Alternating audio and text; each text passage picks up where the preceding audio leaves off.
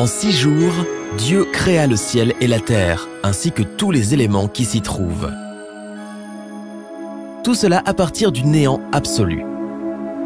Le 6e jour, il apparut que quelque chose manquait au tableau. Une femme aux côtés de l'homme.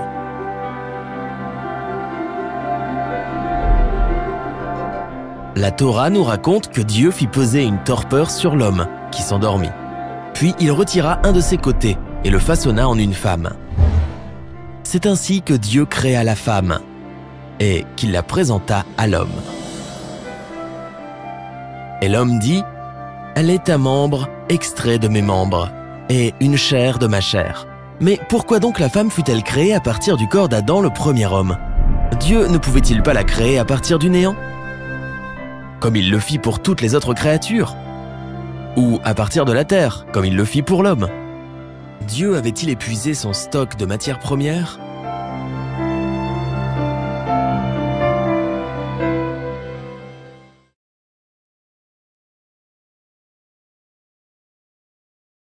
Ça ne vaut pas la peine, on va travailler ensemble, on va voir qu'est-ce que veut dire le mariage, quelle différence, quelle spécificité nous avons par rapport au mariage dans la Torah en général. Je vais lui mettre en attendant que ça arrive.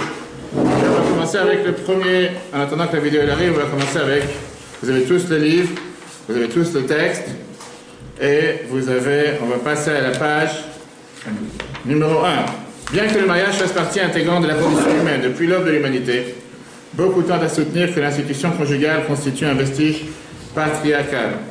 La société a inédiablement changé et nombre des arguments traditionnels invoqués en faveur du mariage sont dépassés. Ainsi, nombreux sont ceux qui prédisent la disparition du mariage.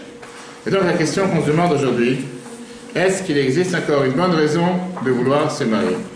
Rapide, avant de commencer de rentrer dans les détails, la réponse de chacun d'entre vous. Oui, non. Tout le monde va dire oui. Je sais pas, Ethan, est-ce que ça vaut la peine de se marier? Oui ou non? Réfléchis pas. On voit que tu as l'expérience. Johan, vas-y. Oui? Oui. Oui. Jean-Jacques? Oui. Oui. Oui. Oui. Est-ce qu'il y a quelqu'un qui dit non? Parlons clair. Est-ce qu'il y a quelqu'un? Ça sera beaucoup plus simple, exactement, oui. Ni figue ni raisin. Je ne sais pas ce que ça veut dire ni figue ni raisin, mais... Mi figue ni raisin.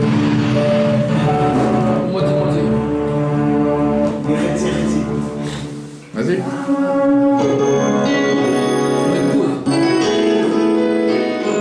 En 6 jours, Dieu créa le ciel et la terre, ainsi que tous les éléments qui s'y trouvent. Tous à partir du néant absolu. Le 6e jour, il apparut. Elle n'est pas chargée. Bah on va y arriver, ne vous inquiétez pas, on va y arriver. C'est pas grave, on va y arriver. Je crois que c'est parce que je suis là en fait. Exactement, on a tout compris. Ok, donc on était en train de voir ensemble, chers amis, la raison de chacun d'entre nous ici présents. Qu'est-ce qu'il en pense? Si vous voulez, on va voir la vidéo qui est le résumé du cours et l'intro au cours, on va la voir à la fin. En attendant, on va commencer avec le débat entre nous, puisque la montre à l'avance est on te fait travailler encore une fois. Et là, on va commencer à débattre avec une fameuse phrase. Page numéro 2, le mariage est une merveilleuse institution. Oui, ça ne me dérange pas. C'est pas grave.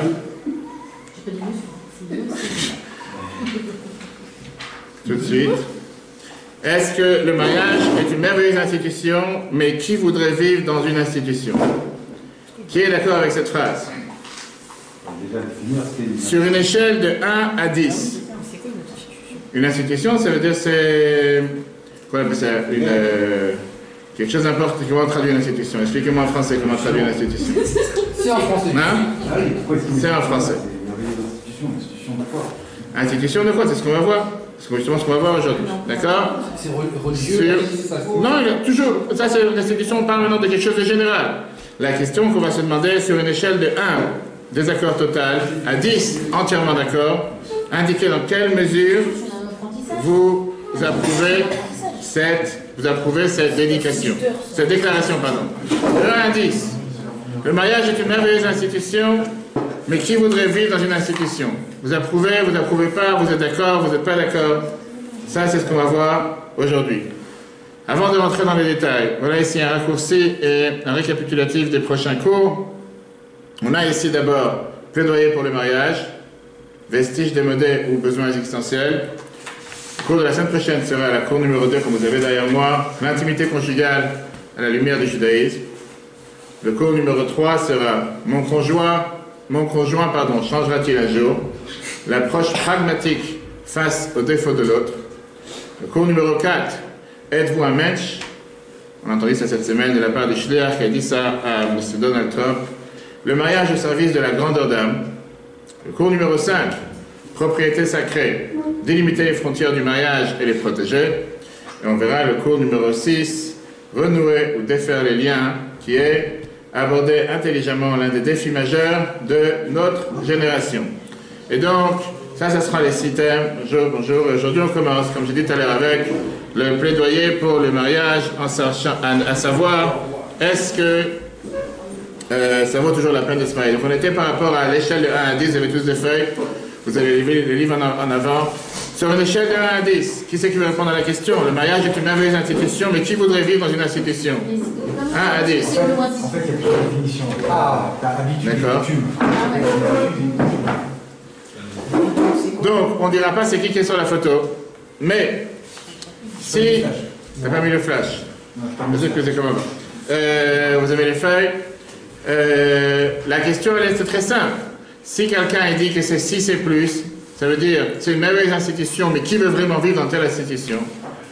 10, ça veut dire que tu n'es pas du tout d'accord. 1, ça veut dire que tu es totalement d'accord. Pourquoi? On ne parle pas ici seulement de M. Marx, comme on vient de voir, mais c'est ici, on a des milliers de blagues qui sont dites par rapport au mariage, qui te donnent la sensation que tout le monde veut se marier, mais qu'en réalité, la majorité des gens se disent « oui, mais pas pour moi ». Et la question qui dérange, pourquoi? Alors, on va voir pas mal de phrases intéressantes et on va voir quels sont les défis et quels sont les problèmes que les gens se posent. Donc, comme on va tout de suite voir, ce qui est très riche, que pas mal de gens osent dire « moi, je ne me marierai jamais, le mariage c'est obsolète » comme on a vu tout à l'heure. Et on va voir en termes de statistiques et en termes de réalité comme quoi c'est tout à fait le contraire. Tous ceux qui disent haut et fort « je ne vais pas me marier », au fin fond de même, ils savent très bien qu'il leur manque quelque chose d'important qui est le mariage. Je pense qu'ils se marient plus tard, ou bien ils se marient plus tard, ou bien ils veulent se marier. Là, par exemple, tu as un exemple, ceux qui ont vécu très heureux et ils ont eu beaucoup d'enfants. Et là, on va voir ce qui sont des idées reçues pour l'instant, d'accord? Après, on verra les vraies statistiques. Près de 45% des mariages finissent par un divorce.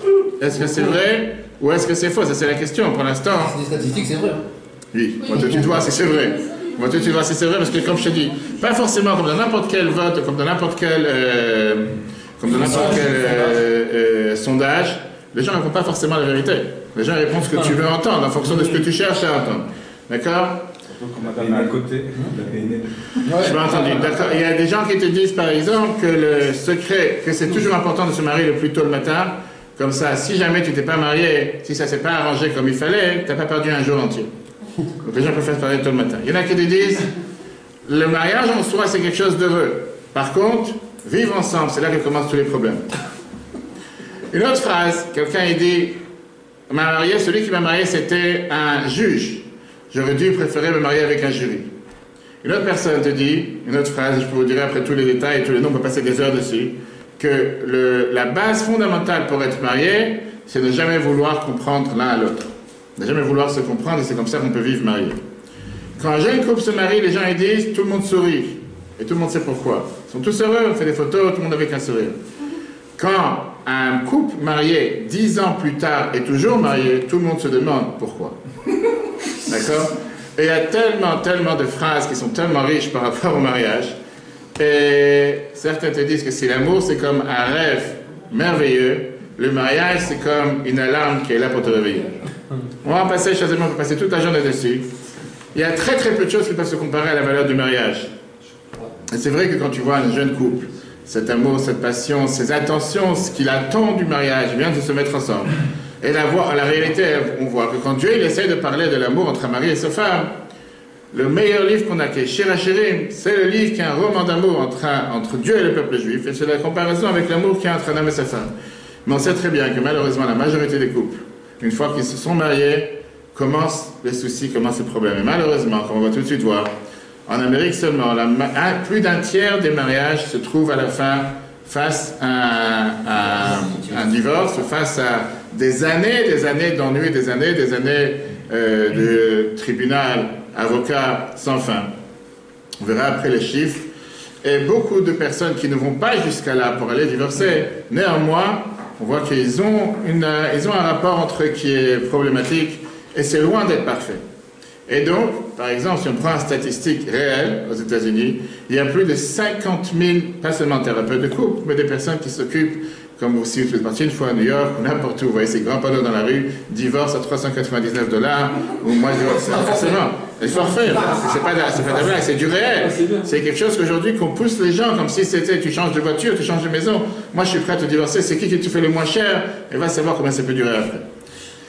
On a aujourd'hui, si on lit dans la littérature, si vous allez dans les livres, si on va dans les bibliothèques, si on va dans n'importe quel FNAC ou quoi que ce soit, l'endroit où il y a le plus de livres où les gens peuvent s'instruire, comprendre le mariage pour les nuls, le divorce pour les nuls, comment tu vas arranger tes mariages. Il y a tellement de livres qui sortent sur toute la planète, en Israël, en France, aux États-Unis, sans fin.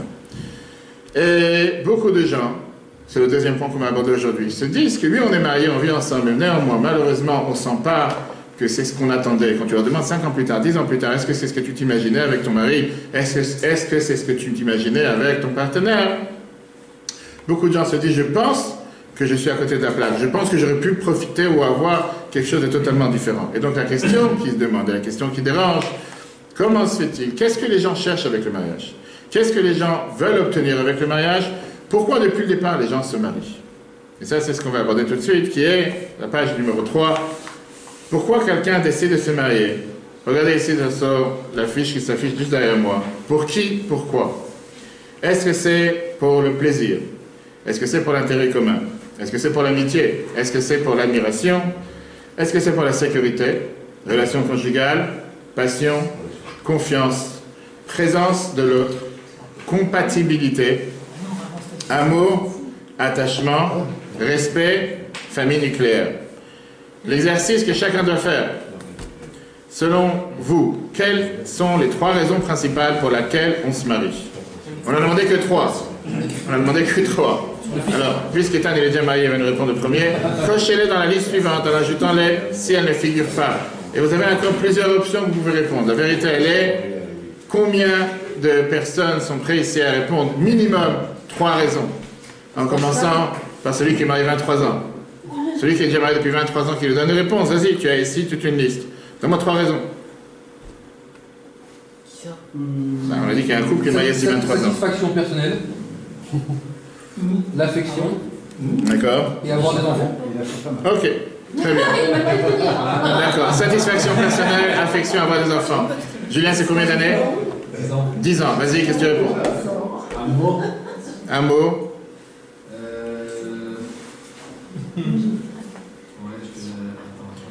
Vas-y, on attend qui réfléchit, qui d'autre? Jean-Jacques, qu'est-ce que tu réponds? J'ai peur. Comme t'as peur, c'est pour ça que tu te maries. Très bien. Après, quoi d'autre?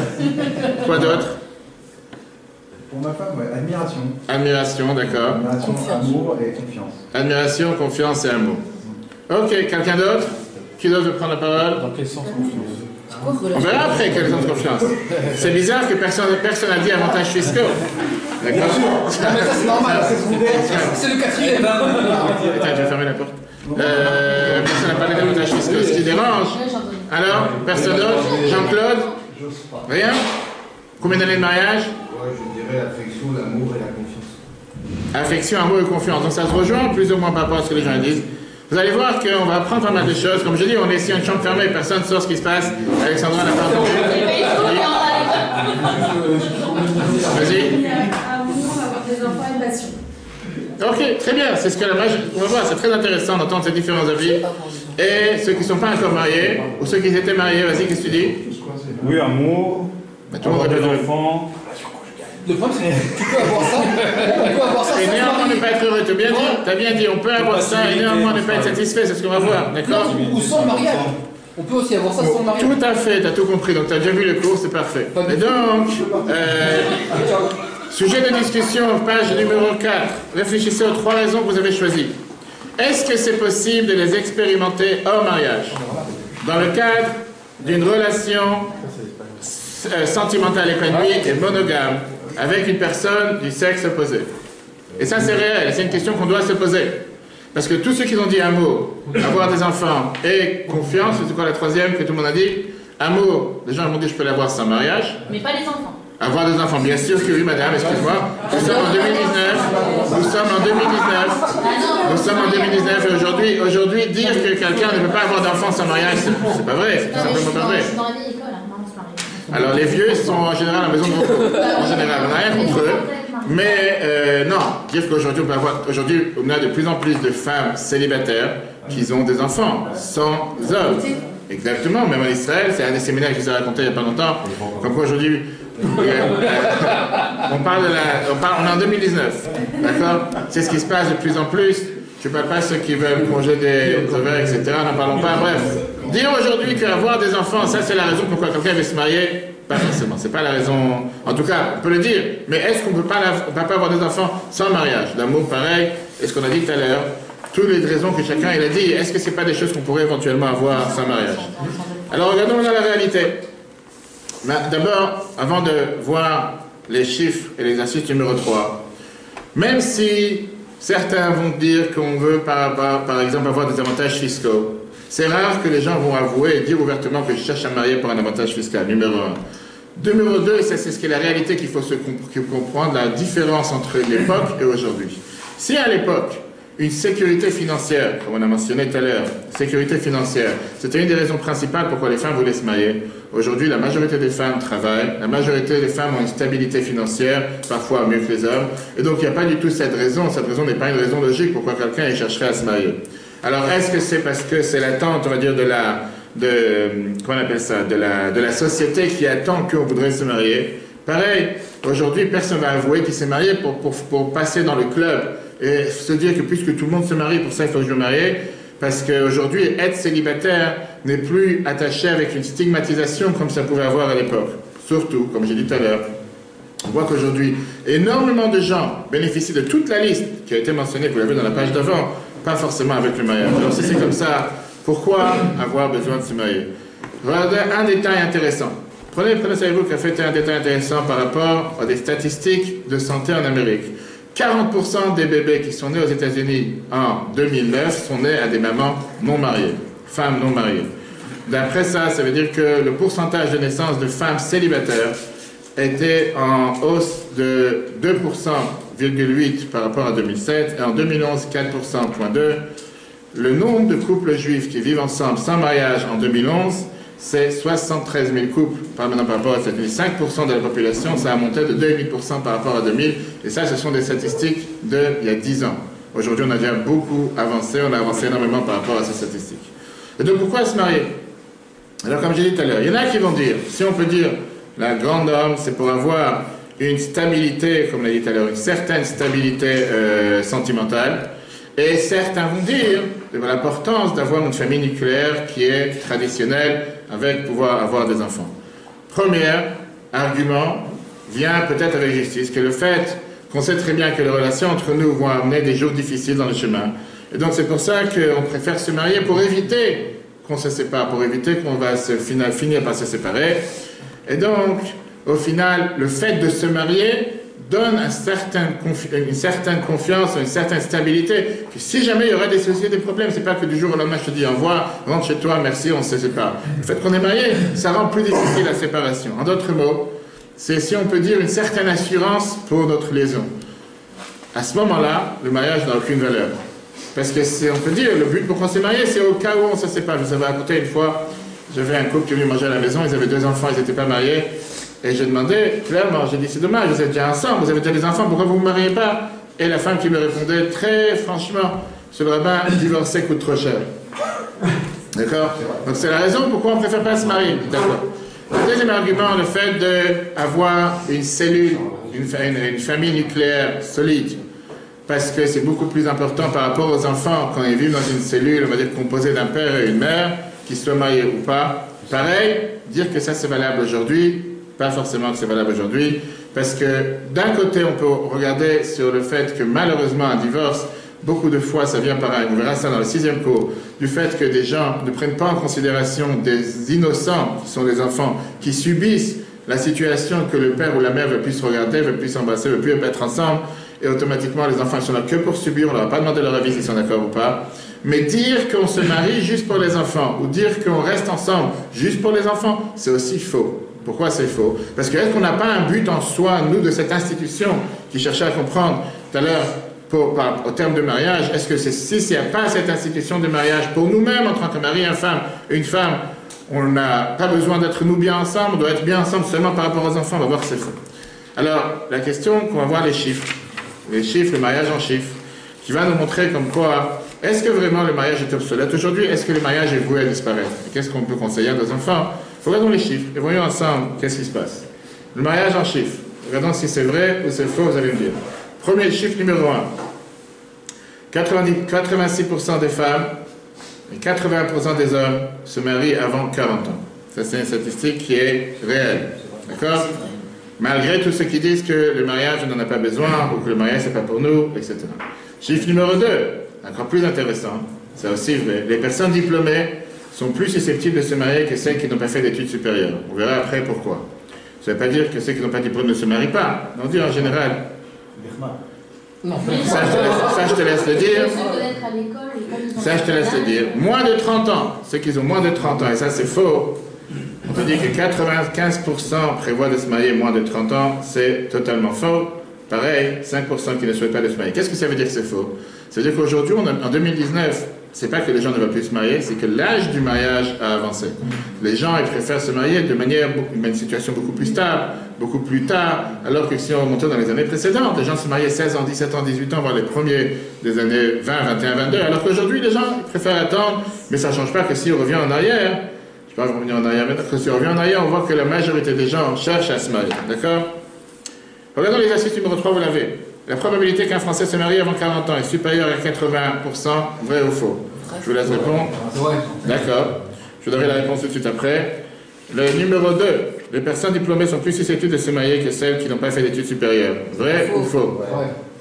C'est faux. Faux, bravo. Le premier... Non, c'est vrai. Pourquoi c'est vrai? On vient de le dire, c'est vrai. On vient de le dire, on vient de le voir. D'accord? Comment tu veux contredire un diapo? C'est écrit noir sur blanc. Deuxièmement, plus d'un tiers des Français de moins de 30 ans affirment de ne pas ressentir le besoin de se marier. Ça, c'est faux. Faux. Ça ne veut pas dire qu'il va se marier avant 30 ans, mais il ne ressent pas. Et quatrièmement, plus de 2 tiers de couples vivent en concubinage, s'estiment parfaitement heureux et n'ont aucune intention de se marier. Faux. D'accord? En règle générale, on va voir maintenant les faits. Comme j'ai dit tout à l'heure, la majorité des hommes se marient jusqu'à 40 ans, c'est environ 80%, les femmes 86%.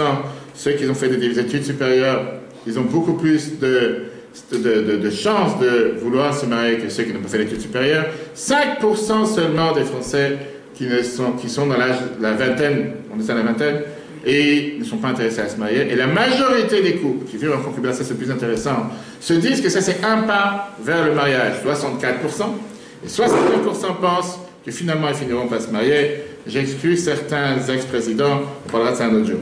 En tout cas, aujourd'hui, on avance, on va voir, on va essayer de détailler ces différents données qu'on vient de voir.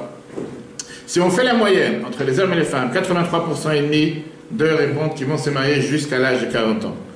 Combien il nous reste? 16% et demi disent qu'ils auraient été heureux de se marier, mais que certaines causes les ont empêchés à se marier, peut-être une maladie, peut-être une difficulté de faire partie de la société, ou bien un manque de mazal, un manque de, tout simplement, comment dire mazal, un manque de chance. Et il s'avère que le nombre de personnes au final qui ne sont pas intéressées à se marier est moins de 10%. Ça veut dire que 95% des gens dans la vingtaine disent clairement qu'ils pensent et qu'ils vont se marier un jour ou l'autre. Maintenant, quand est-ce qu'ils vont se marier? C'est pas forcément comme avant. Le fait que quelqu'un ait fait des grandes études, c'est pas pour ça qu'il ne veut pas se marier. Au contraire, comme on vient de voir, la réalité est le contraire. Par rapport à vivre ensemble, comme je disais, la majorité des gens qui vivent ensemble cherchent finalement à se marier. Alors, qu'est-ce qui a eu changé par rapport au mariage? C'est comme j'ai dit. Aujourd'hui, la devise numéro 1, c'est le fait que l'âge du mariage a avancé. Prenons Israël. Notre pays, notre terre, on prie tous pour nos soldats et nos frères et sœurs en Israël aujourd'hui. Que Dieu fasse qu'ils reçoivent que des pluies de bénédictions et aucune requête. Israël aujourd'hui, regardez les statistiques intéressantes. Le pourcentage d'hommes célibataires entre l'âge 25 et 29 a monté de 28% dans les années 70 à 65% en fin de l'année 2010. le nombre de femmes juives célibataires entre 25 et 29 ans a monté de 13% à 46% en 2010, et aujourd'hui nous sommes en 2019. Le fait que les gens veulent se marier aujourd'hui quand ils sont à un âge beaucoup plus avancé et beaucoup plus autonome, ça vient nous montrer, et ça vient solidifier ce qu'on a dit tout à l'heure, que les gens ne se marient pas par la pression de la société, mais par leur propre choix. Et ça vient justement avec une réflexion qu'ils ont bien compris, c'est un mûri qui veulent et qui cherchent éventuellement, et ils veulent forcément se marier. Donc, si ça, c'était assez étonnant, ce qu'on vient de voir, on va voir maintenant des chiffres encore plus étonnants. En 1978, il y a eu, à l'époque, c'était des divorces qui explosaient beaucoup plus qu'aujourd'hui. Il y avait une statistique dans le magazine Time. Est-ce que les Américains mariés sont en train de disparaître? 28% des gens, ils ont répondu que oui. En automne 2010, il y avait l'Institut de sondage Pew qui a dévoilé que 40% des Américains disent que le mariage est obsolète et que les gens ne vont plus se marier. Parmi eux, il y avait 44% de ceux qui avaient moins de 30 ans qui disaient que le mariage est voué à disparaître, alors que 95% d'entre eux disent ouvertement qu'ils vont se marier. Et c'est les mêmes qui te disent que le mariage est obsolète. Ça veut dire qu'on parle ici de deux problèmes. D'un côté, on a l'état de l'Union, si on peut dire qu'il est assez solide. Le fait qu'aujourd'hui, on voit combien d'États et combien de pays et combien dans le quatre coins du monde, des gens se battent par rapport à est-ce que tel ou tel mariage est reconnu ou pas reconnu. Tout ce qui s'est passé les dernières années en France, tout le monde le sait. Alors que qu'est-ce que tu te prends tellement la tête et de toute façon le mariage est voué à disparaître? Ça montre que c'est pas si vrai que ça, que le mariage est voué à disparaître. Et malgré ça, que les gens disent en majorité qu'ils vont finir par se marier, la grande majorité te disent que le mariage est voué à disparaître. Il faut savoir ce que tu veux. Est-ce qu'on va se marier? C'est ce que j'ai dit tout à l'heure. Ça veut dire que ce que les gens répondent dans les statistiques, en réalité, c'est pas forcément ce qui se passe. Quand tu demandes à chacun, alors concrètement, quand tu vas te marier, tu te dis, j'envisage tel et tel. D'accord? Mark Twain a dit une fameuse phrase qui est intéressante, que tous ceux qui disent que le mariage est mort, c'était vraiment exagéré.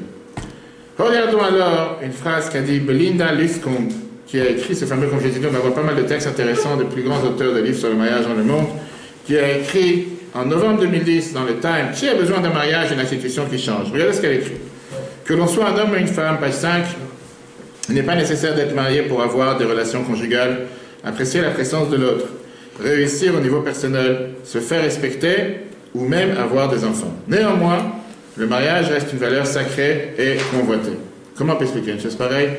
Plus la société elle change, plus la société elle évolue, plus la société elle avance, plus les raisons traditionnelles du mariage ont changé. Et en général, ça a poussé aux gens à dire que la raison pour laquelle on se mariait à l'époque n'existait pas aujourd'hui. Mais il y a quelque chose d'important, et c'est sur quoi on va s'arrêter aujourd'hui, qu'il y ait une pulsion, qu'il y ait quelque chose que, si on veut ou pas, ne peut pas disparaître.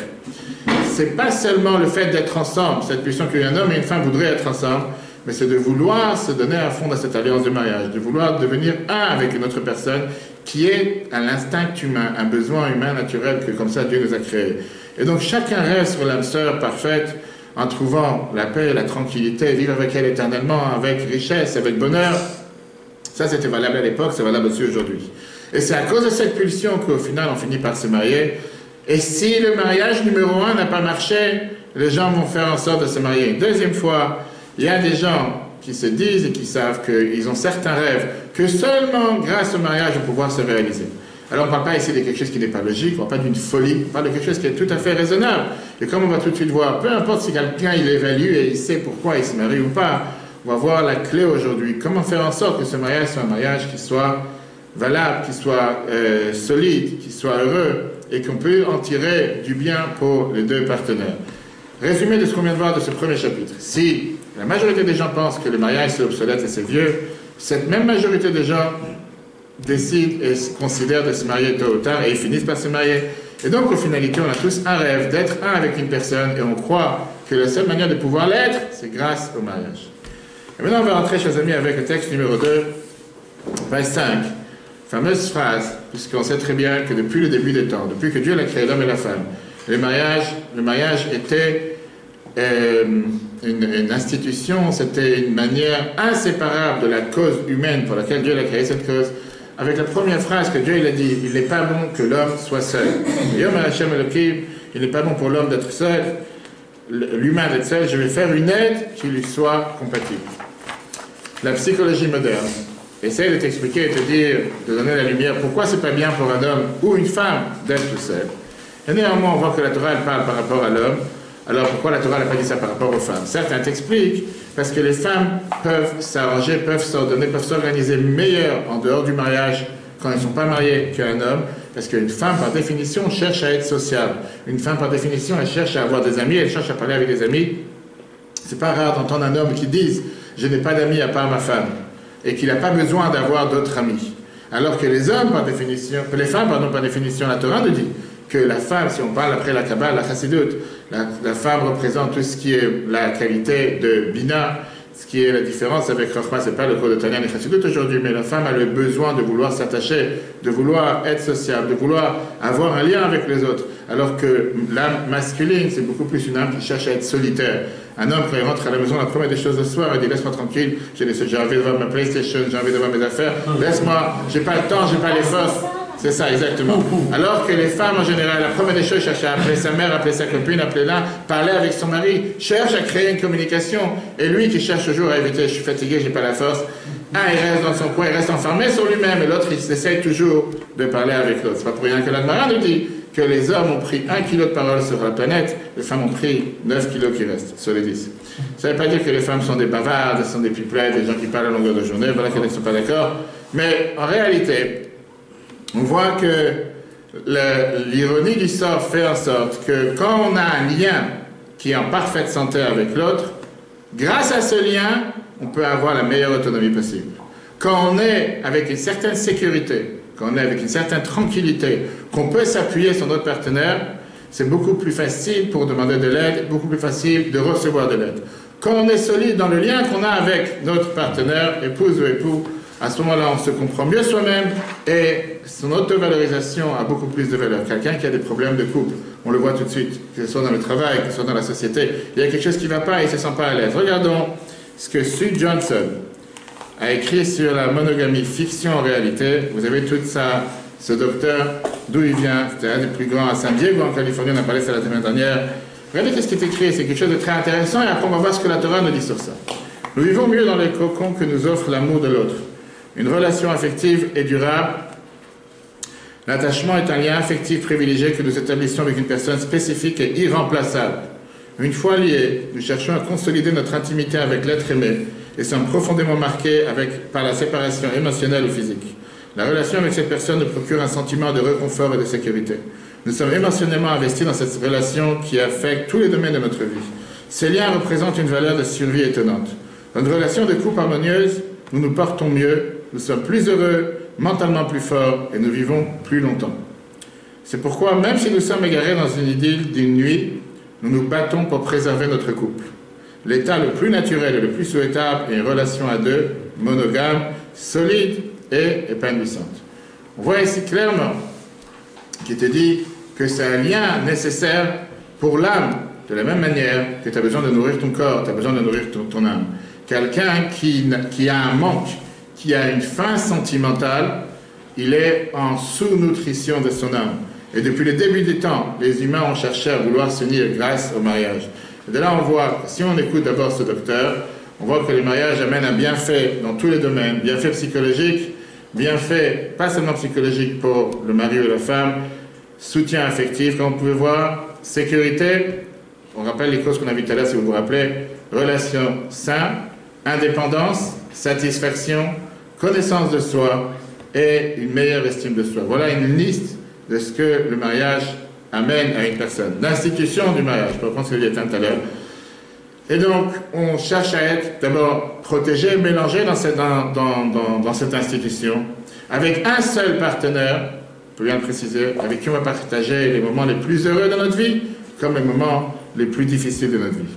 Et ça a toujours été, depuis le début des temps jusqu'à nos jours, et c'est quelque chose qui n'a pas changé, le fait et ce besoin, ce ressenti que chacun d'entre nous a d'avoir ce lien profond et ce lien qui est irremplaçable, comme on va tout de suite voir.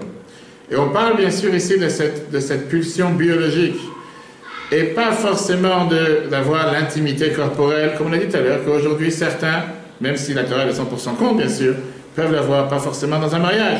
Mais on parle ici d'avoir de ce lien sentimental profond qu'il y a entre un couple, et les bienfaits qu'on est en train de voir, qu'amène le couple, qu'on ne peut pas le trouver ailleurs. On va tout de suite voir que ça, c'est ce que la Torah nous a dit. Depuis le début des temps, depuis que Dieu a créé l'homme et la femme jusqu'à Matan Torah, à ce moment-là, ça a changé drastiquement, de manière radicale, la manière comment l'approche au mariage devait être. De la même manière que la Torah, elle a transformé tous les autres sujets sur la planète. Elle a aussi créé une nouvelle institution par rapport au mariage. Depuis, à partir de Matan Torah, depuis le moment qu'on a reçu la Torah, il y a eu ce qu'on appelle 2 étapes pour considérer être marié. Avant Matan Torah, avant d'avoir reçu le don de la Torah, ça n'existait pas ce qu'on appelle le mariage d'après la Torah. Elle n'avait pas la Torah.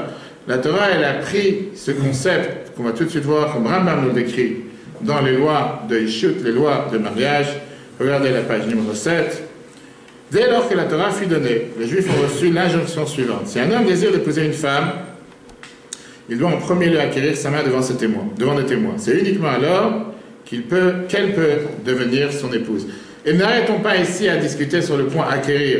Ce n'est pas un objet, on ne parle pas maintenant d'un objet, on parle ici du terme que la Torah elle considère que c'est une mitzvah. Et la Torah elle a créé cette institution qui s'appelle, on va tout de suite voir la différence, Kiddushin, qui veut dire fiançailles. Kiddushin peut être aussi traduit comme réservé, qui peut être aussi traduit sanctifié. On va voir d'abord par rapport à tout ce qui est le terme d'acquérir. Avant que la Torah soit donnée, c'est très simple. Quelqu'un il avait un rapport conjugal avec une femme et ils vivaient ensemble. Et ça s'appelait le mariage. Sans ça, ça ne pouvait pas être le mariage. Avant Matan Torah, avant qu'on reçoive la Torah, puisque c'était le fait que 2 personnes se mettaient ensemble. Et donc tout le temps qu'ils étaient ensemble, eh ben on était ensemble. Le moment qu'ils décidaient, on n'est plus ensemble, mais il n'y avait plus de lien ensemble. On n'avait même pas besoin d'avoir un divorce formel. Et donc toute cette conception de mariage, divorce, a été créée, encore une fois dans les buts de la Torah, à partir du moment qu'on a reçu la Torah. Avant ça, il n'y avait même pas besoin d'avoir un get, un acte de divorce. Puisqu'on n'a jamais eu un acte de mariage, automatiquement, il n'y a pas besoin d'avoir un acte de divorce. Alors certains, malheureusement, veulent utiliser cette phrase en se moquant, en disant que voilà, on considère chez les Juifs que la femme est un objet parce qu'on doit l'acheter. Le Rabbi ramène une phrase très très riche sur ça, en disant qu'on ne parle pas ici que la femme est acheté. Je traduis la phrase que le Rabbi emploie. On n'est pas en train de dire qu'une femme mariée, c'est un objet qui est acheté à son mari. Mais seulement on est en train de dire que c'est une entité qui forme le couple, comme la Torah même te dit Vedavak beishto. On devra s'attacher, se coller avec sa femme. On parle ici comment pouvoir être ensemble. Après Matan Torah, on sait très bien qu'il y a eu 3 différentes manières qu'on va tout de suite élaborer par l'argent, relation conjugale, un contrat de mariage par rapport avec la Ketouva. Et ça, c'est comment la Torah a décidé que nous pouvons être ensemble. Regardons d'abord c'est quoi ces 2 étapes. Kiddushin, qui s'appelle ou bien aussi Irusin, qui veut dire fiançailles.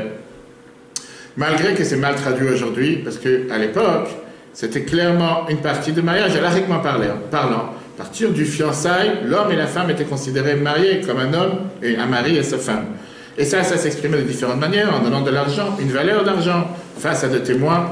Aujourd'hui, on sait très bien qu'on donne une bague, c'est pour ça qu'on donne une bague, on est marié. On va voir la différence qui s'est passée depuis l'époque jusqu'à nos jours. Les Kiddushin, qui sont les fiançailles, transforment l'entité d'homme et femme à un couple marié. Et si jamais ils décident de se séparer, ils auront besoin d'avoir un get, un acte de divorce. Regardons ce que Rambam nous dit dans le paragraphe d'en dessous. Une injonction rabbinique interdit au couple d'avoir des relations jusqu'à ce que le mari amène sa femme dans sa maison, s'isole avec elle et la sépare pour lui. Cette étape, c'est celle des Nisuin.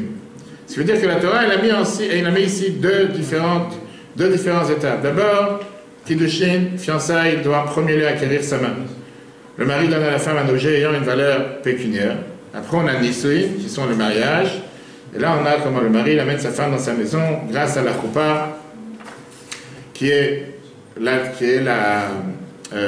canopy sous lequel on a l'habitude de se marier. Qu'est-ce qui est la différence alors? Pourquoi on a besoin d'avoir ces deux différentes étapes? On va voir après comment ça se passe aujourd'hui.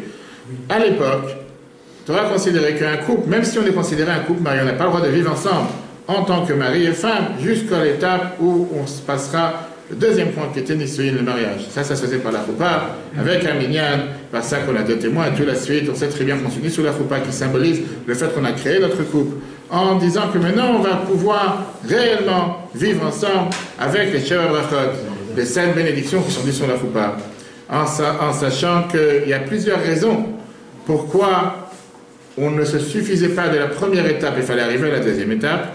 Tout d'abord, parce qu'on devait avoir un minyan pour dire les 7 bénédictions. Deuxièmement, on a besoin d'avoir les témoins qui sont présents. Et la cause principale, elle est la différence avec ce qui se passait à l'époque et ce qui se passe aujourd'hui. C'est qu'à l'époque, il y avait en général une année d'attente entre les deux, entre la partie fiançailles, ce qui n'est pas du tout la partie fiançailles d'aujourd'hui. La partie fiançailles, comme j'ai dit, c'était presque comme un mariage. Et le mariage, et les maris et la femme vivaient chacun séparément, chacun dans sa maison ou chacun chez ses parents. Chacune de ces deux étapes avait une fête comme un mariage, une grande cérémonie, etc. Avec le temps, ça s'est interrompu pour la simple raison qu'aujourd'hui, le fiançailles et mariage se passent sous la choupa. Si vous avez remarqué, on a d'abord la première bracha. On va tout de suite voir c'est quoi cette bénédiction, que Dieu nous a interdit, ce qu'il nous a interdit, etc. Après, on lit la Ketouva, après il y a les discours, et sur cette première partie, on dit déjà Boré Priya Geffen avec une. C'est comme si c'est la partie fiançailles qui s'est fait sous la choupa. Juste après, on commence encore une fois Boré Priya Geffen avec encore une fois les 7 bénédictions, c'est la partie mariage. Aujourd'hui, les deux sont faits ensemble. Pourquoi aujourd'hui on fait les deux ensemble? Simple raison, parce qu'à l'époque, ça causait beaucoup de casse-tête. Du fait qu'on était mariés sans réellement être mariés, puisqu'on ne vivait pas ensemble, on était mariés, on était réservés l'un pour l'autre, mais chacun vivait chez soi, ou chacun vivait chez ses parents. Si jamais on décide de se séparer, il fallait avoir un guet, il fallait avoir un acte de divorce, parce que c'était vraiment considéré comme un vrai mariage. Et c'est deuxième raison, parce que malheureusement, il y a eu une période où les gens avaient beaucoup moins de moyens. C'était difficile à faire 2 mariages, 2 grandes fêtes en l'espace d'1 an. Les gens, c'était pas possible de les faire, donc on a préféré regrouper les deux ensemble. Question qui dérange numéro 1. Premièrement, comment se fait-il qu'on a dit que les Kiddushin, c'était l'étape dans laquelle nous sommes ensemble? Vous avez c'est dans la page 8. Nous sommes ensemble, mais nous n'avons pas des rapports l'un avec l'autre. Est-ce que ça s'appelle un mariage, une séparation physique? Pourquoi la Torah impose-t-elle une période durant laquelle le couple ne peut pas avoir de relation conjugale avant le mariage? Numéro 2, deuxième question. L'amour la plus profonde. Qu'est-ce que le mariage sinon une relation entre un homme et une femme? En l'absence de cette intimité et de ce qu'elle a à offrir, en vertu de quoi peut-on appeler cela le mariage? Si on ne peut pas avoir de rapport, si on est censé être séparés l'un de l'autre, minimum maintenant comme c'était à l'époque, alors quel était le but pourquoi on s'est marié? En 2 mots, on n'est pas marié. Comme la fameuse phrase qui dit, si ça ne marche pas comme un canard, il ne fait pas du bruit comme un canard, il n'a pas l'air d'un canard, est-ce que c'est un canard? D'accord? La question que tout le monde demande, certains répondront oui, j'attendais cette réponse, mais en règle générale, non. Et c'est ce qu'on va tout de suite voir. Avant la réponse, le résumé de ce qu'on vient de voir, c'est que depuis que Dieu a créé l'homme et la femme, le besoin humain de s'unir, c'est un besoin profond, un besoin d'avoir pas une soumission, de totalement voué, totalement dédié l'un avec l'autre, avec une confiance totale, qui a créé ce besoin de vouloir se marier. À partir du don de la Torah, on a reçu un élément en plus, qu'on a eu le mariage qui est divisé en 2 moitiés.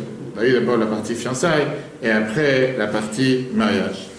Alors, comme on l'a dit tout à l'heure, même si aujourd'hui on n'a pas de séparation de temps entre Kiddushin et Nisuin, qui est fiançailles et mariage, halachiquement parlant, on sait très bien que le Kiddushin c'est encore une mitzvah et c'est une étape importante dans tout ce qui est le processus du mariage. Et plus important, le Kiddushin, qui est ce mot qu'on retient jusqu'à aujourd'hui. Tout le monde a dit sur la choupa le fameux mot. Oui. Bravo. Non, à part lui. On a dit non.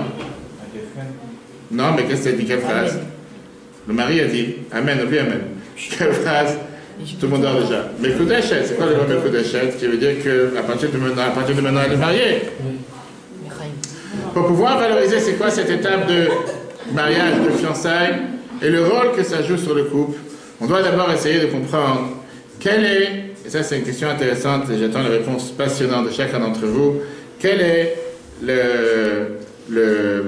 comment décrire la manière, le lien le plus profond, le rapport le plus inséparable qui existe dans la société. Est-ce qu'on va dire que le lien le plus profond, le lien le plus lié, c'est entre un mari et sa femme, ou bien le lien qu'il y a entre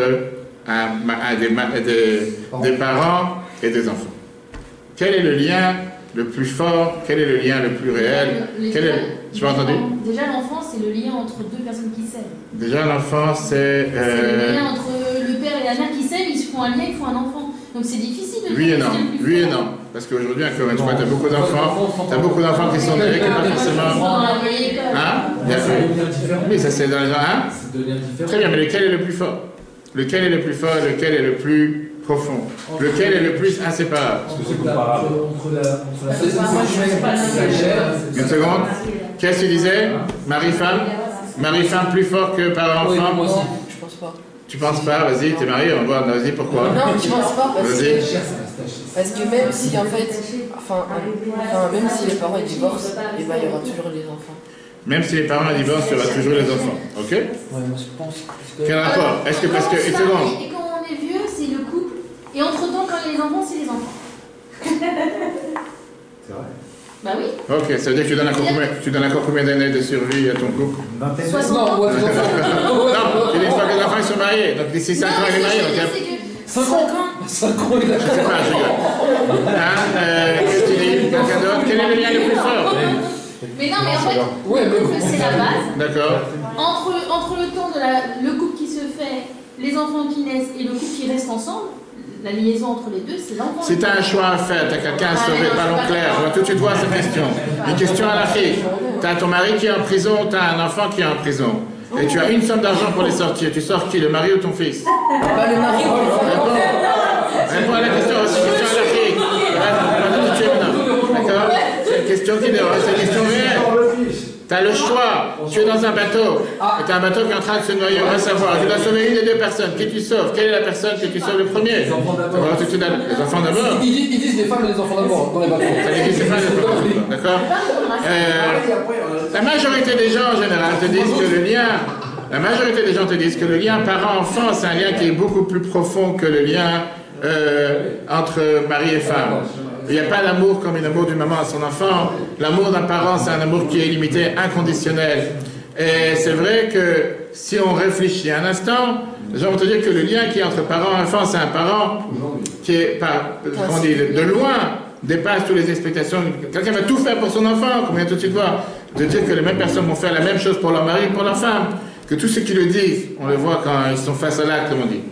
Et beaucoup de gens te disent, je ne choisis pas mes proches.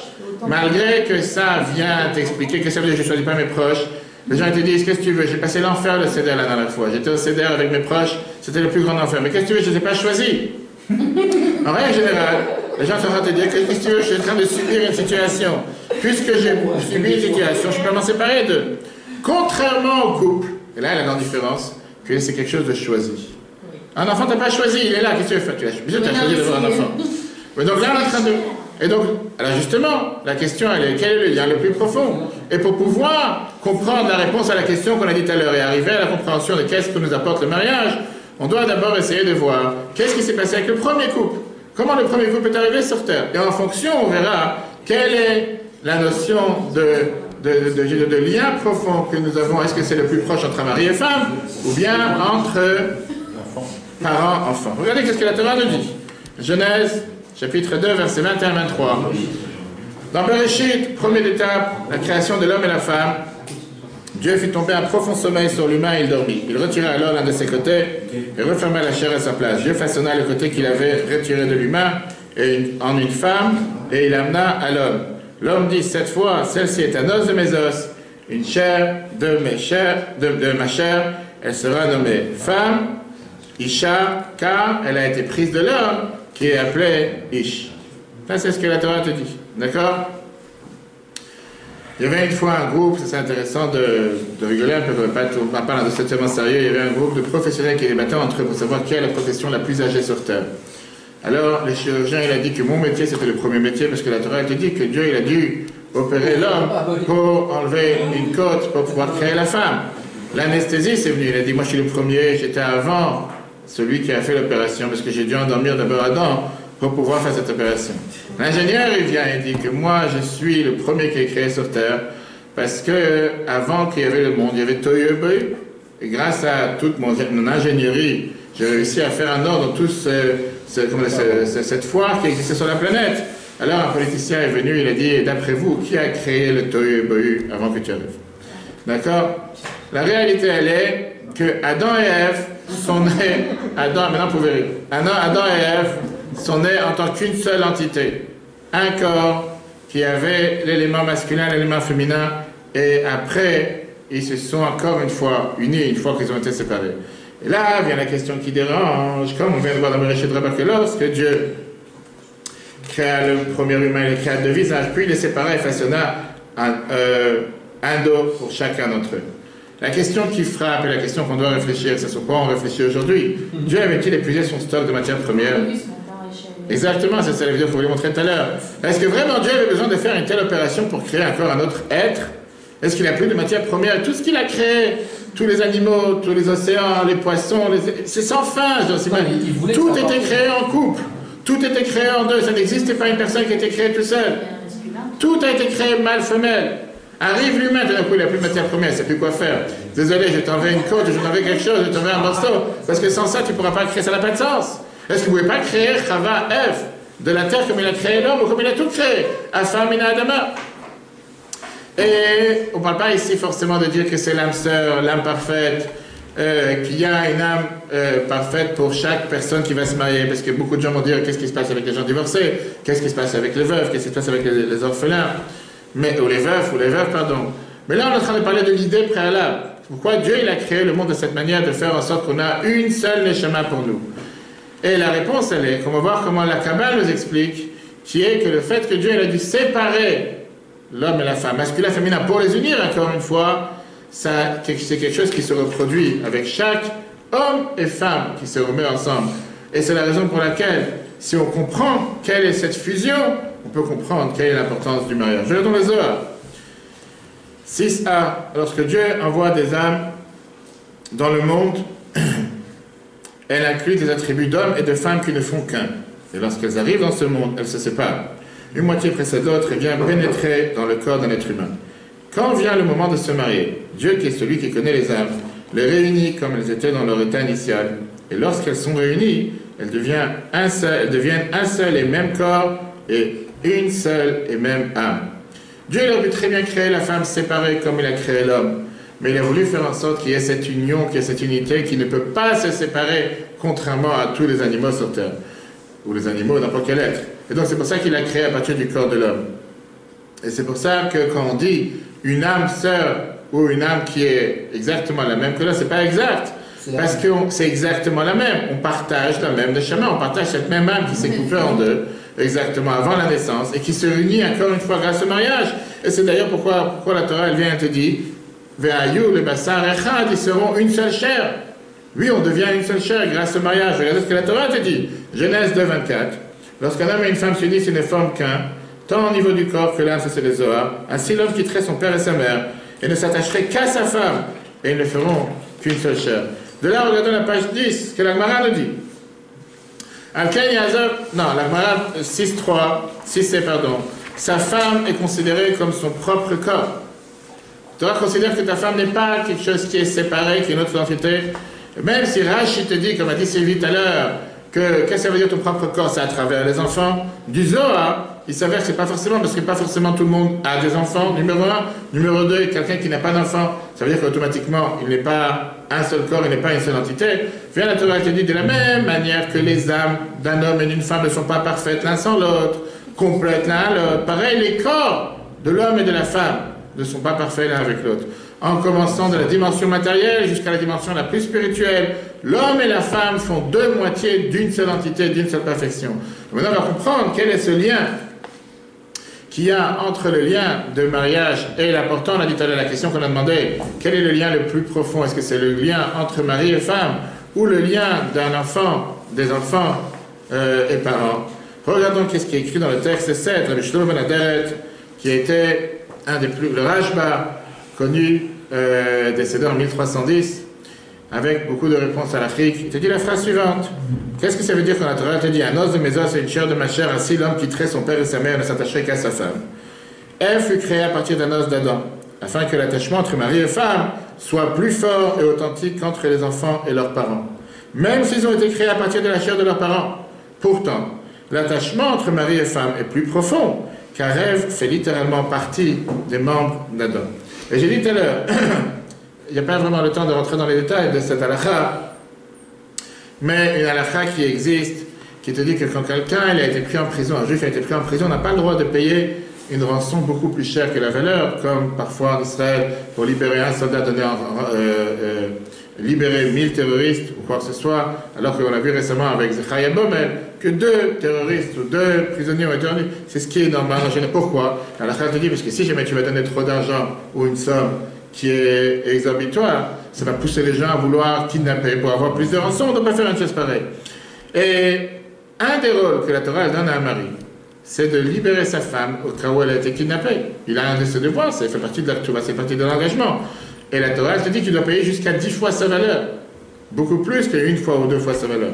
Mais si la Torah, elle t'interdit de payer plus que la valeur de qui que ce soit pour le libérer, pour ne pas pousser les gens à vouloir kidnapper qui que ce soit, comment ça se fait que pour une femme, pour ta femme, tu as le devoir de payer jusqu'à 10 fois sa valeur? Ça n'a pas de sens. Viens le Tosfot dans la Gemara Ketuvot, page 52a, et il t'explique que même si on a dit qu'en général on ne paye pas plus que la valeur qu'il faudrait payer pour libérer un prisonnier, mais là on te parle de te libérer toi-même. Parlons de la femme. Puisqu'on te parle de libérer toi-même, Ishtok et Goufo, ta femme elle est comme ton corps, et automatiquement, n'importe quelle personne est prête à tout faire pour se libérer. Tu n'as pas commencé à dire non, je vais me libérer seulement à condition que c'est un tel prix, pas tel prix. Pour toi-même, tu aurais tout fait. Pour ta femme, tu dois tout faire. Ce qui n'est pas la même chose par rapport aux enfants. Et c'est l'inverse. Même chose. Alors, en règle générale, pourquoi la Gemara te dit ça? Parce qu'à l'époque, c'était les femmes ne pas forcément travailler, et c'était le mari. Maintenant, de l'autre côté, la réponse à ta question, elle est écrite dans la Ketuvah, que toi, tu as une obligation de tout faire pour libérer ta femme, pour s'inquiéter pour ta femme. Pas forcément que ta femme elle a la même obligation, pour la simple raison que c'est toi qui as cherché à te marier avec elle, elle n'a pas cherché à se marier avec toi. Ah, c'est dur. Une seconde, ça n'a pas fini. Une seconde. On n'est pas ici au cours numéro 4, on est arrivé. On n'a pas dit que. Encore une fois, on a dit tout à l'heure qu'une femme n'est pas un objet numéro 1. Numéro 2, la mitzvah de Kiddushin, puisque la Torah considère que l'homme a perdu quelque chose, parce que c'est une partie de son corps qui lui a été enlevée, c'est pour ça qu'il est reparti chercher ce qui lui a été enlevé. La femme, elle n'a rien demandé. Est-ce que la femme ne fait pas de mitzvah quand elle est mariée? C'est pas de ça qu'on parle, bien sûr qu'elle fait mitzvah, on verra ça dans le cours numéro 4, si Dieu veut, quand il sera là.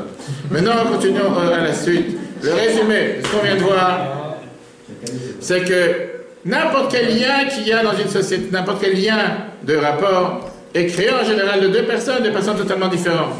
Là, quand tu parles de mariage, c'est pas deux personnes différentes, on est ici une union nouvelle de deux moitiés d'une seule chose. C'est une union qui n'existe pas, qui n'a aucun rapport, aucun équivalent dans la société, nulle part, que par le mariage. Et c'est pour ça que le mariage, c'est un lien qui est beaucoup plus fort qu'un lien de sang, comme parent-enfant. C'est un lien qui est qu'on est seul, on est vraiment un seul corps, on est vraiment une seule personne. Ce lien entre un mari et sa femme, ou une femme et son mari, est beaucoup plus profond que le lien entre parents et enfants, parce qu'on a dit tout à l'heure, on est deux moitiés d'âme et deux moitiés de corps. Et c'est la raison pour laquelle la seule chose que Dieu a créée, en une seule entité depuis le départ, j'ai dit c'est quelque chose que tout le monde peut se poser la question. C'était spécialement l'homme et la femme, et après c'est le but de se unir encore une fois. Grâce au mariage, les âmes et les corps s'unissent encore une fois, on devient une seule entité. Regardons maintenant la suite, on va revenir à la question qu'on a demandé tout à l'heure, pourquoi on avait besoin d'avoir deux étapes, Kiddushin et Nisuin. Quel était le but de se considérer marié? Si de toute façon, on n'est pas marié parce qu'on ne vit pas ensemble, on n'a pas de relation conjugale pendant un an, on est séparés, on peut avoir, et on peut en tirer, écoutez bien les mots, aucun profit et aucun plaisir de cette union, puisque de toute façon, on n'est pas ensemble. Et ça, c'est ce qui est faussé dans la tête des gens, que si je suis marié avec ma femme ou je suis marié avec mon mari, il faut forcément que je puisse tirer un profit ou un bénéfice. Si je ne tire pas de profit ou de bénéfice, quel est le but d'être marié? J'ai vu le clin d'œil. La réponse, que je fais attention à tout, la réponse que la Torah nous dit, regardons la phrase qu'on dit, que tout le monde a dit sous la choupa, que tout le monde a entendu sous la choupa, la bénédiction, première bénédiction de Kiddushin, béni sois-tu éternel notre Dieu, qui nous a sanctifiés par les commandements et nous a interdit les fiancés. Qu'est-ce que ça veut dire, nous a interdit à ça, la note à Osot, on continue la suite, et nous a ordonné les lois relatives aux unions interdites, nous a interdit les fiancés déjà unis par le fiançailles, nous a permis celles qui nous sont mariées par la choupa et Kiddushin. Regardez cette question qui est demandée par Moshe Avigdor Amiel. C'est la première et unique fois dans la Torah qu'on a une bénédiction sur une mitzvah négative. C'est très bien par exemple qu'une mitzvah positive, bougie de Shabbat, on a une bénédiction. Manger du porc, jambon beurre, il n'y a pas de bénédiction qu'on n'a pas le droit de manger. Comment ça? Moi je suis d'accord.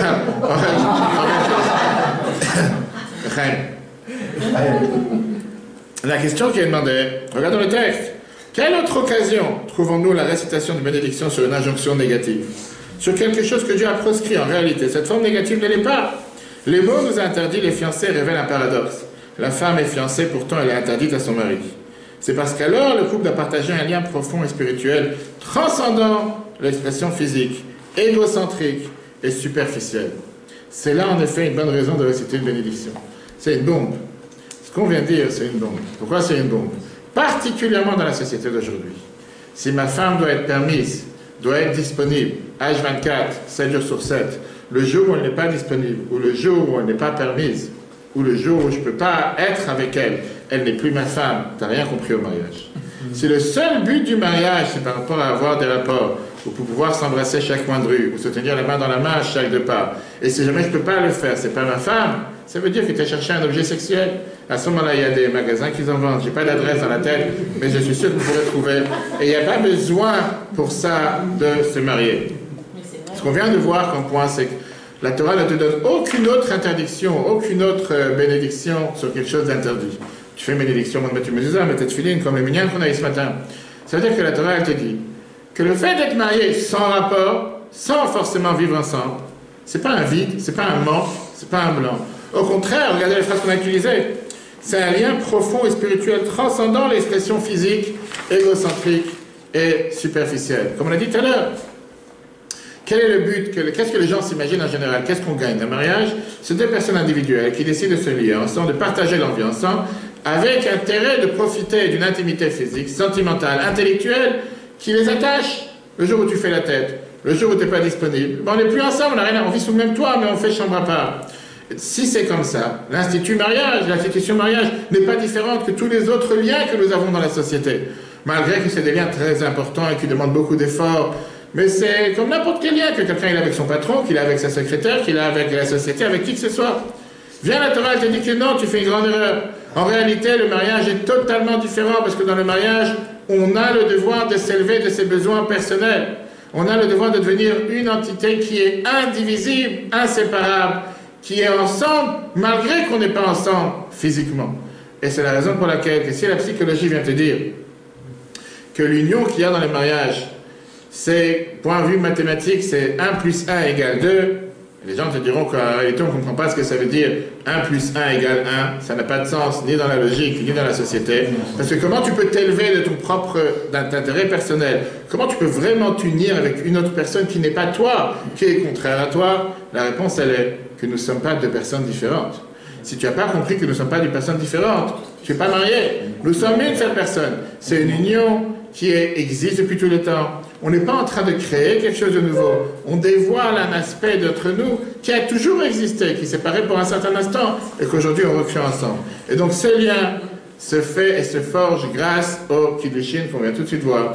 Kiddushin qui veut dire, on a dit tout à l'heure, l'union de l'âme, relation désintéressée, écoutez bien, c'est important, fondement du mariage, et après, pour se séparer, comme on l'a dit tout à l'heure, si quelqu'un a besoin de se séparer, il devrait passer par une procédure de divorce. Cette période dans laquelle on va s'unir sans intérêt personnel, sans ne tirer aucun gain, sans rapport conjugal, c'est là qui montre est-ce qu'on est prêt à se marier réellement ou on n'est pas prêt à se marier. On est prêt à se marier juste pour la galerie, pour les photos, pour les fanfares, pour les bienfaits, pour les bénéfices, etc. Dans ce lien-là, dans cette période-là, il n'y a rien qui peut déranger ou qui peut frapper cette perfection que nous avons dans cette union. Et automatiquement, c'est pour ça que c'est quelque chose qui vient et demande de faire une bénédiction. Et donc, on voit ici la deuxième dimension du mariage. Dans le Nisuin, là, contrairement à ce qu'on a vu tout à l'heure, si vous vous rappelez, on avait l'union de l'âme. Là, on a l'union du corps. On a la deuxième partie, les avantages émotionnels et psychologiques. On a la finalité du mariage. Et au final, pour se séparer, comme d'habitude, on aura besoin aussi d'avoir procédure de divorce. Et donc, si on résume, les Kiddushin, c'est la colle spirituelle qui attache un mari et sa femme, sans regarder les relations qu'il y a entre eux, sans regarder les bienfaits qu'on va tirer l'un de l'autre, ou bien l'union, qu'est-ce qu'elle peut m'apporter. C'est la raison pourquoi, quand ça monte sur une tempête, on doit avoir une forme de divorce, comme à l'époque, alors que cette union d'âme se passe avec les Kiddushin, l'union de corps se passe avec le mariage. Avant Matan Torah, avant qu'on reçoive la Torah, le mariage était justement une synchronisation entre les pensées et les corps.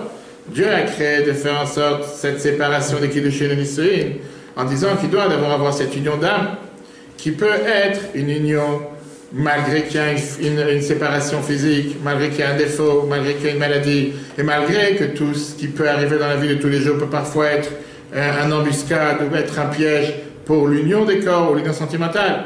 On doit se rappeler que l'union des âmes a devancé l'union des corps. Et puisqu'elle a devancé l'union des corps, elle a la force de continuer à se maintenir, même quand l'union des corps ne peut pas exister. C'est pas parce qu'il n'y a pas d'union de corps que l'union de l'âme n'est pas là. Et quand on comprend une chose pareille, on va comprendre une phrase importante que beaucoup de Sfaradim ont l'habitude de dire en général tous les matins quand ils mettent les tefilin. Texte 9.1, alors je te fiancerai à moi pour l'éternité. Tu seras ma fiancée par la droiture de ta justice, par la tendresse et la bienveillance, ma fiancée en toute loyauté. Verastirli leolam. Pourquoi on n'a pas dit tu seras ma yama, on dit tu seras ma fiancée éternelle. Pourquoi le prophète il cherche à t'expliquer ici le temps, quand est-ce que Dieu va s'unir avec tout le peuple juif, qu'on est considéré comme des fiancés et pas comme un mariage. Il aurait pu dire on est mariés ensemble. Pourquoi il a utilisé ici Verastir qui vient du mot aussi une fiancée? On va dire ce que le Rav Kook te dit dans le texte 9b. Très intéressant, bien que l'intensité de l'union des Nisouïn, mariage, soit supérieure à celle des Kiddushin, fiançailles, les Kiddushin présentent une qualité particulière. Ils sont le fondement spirituel de l'union divine, décrété par une loi divine.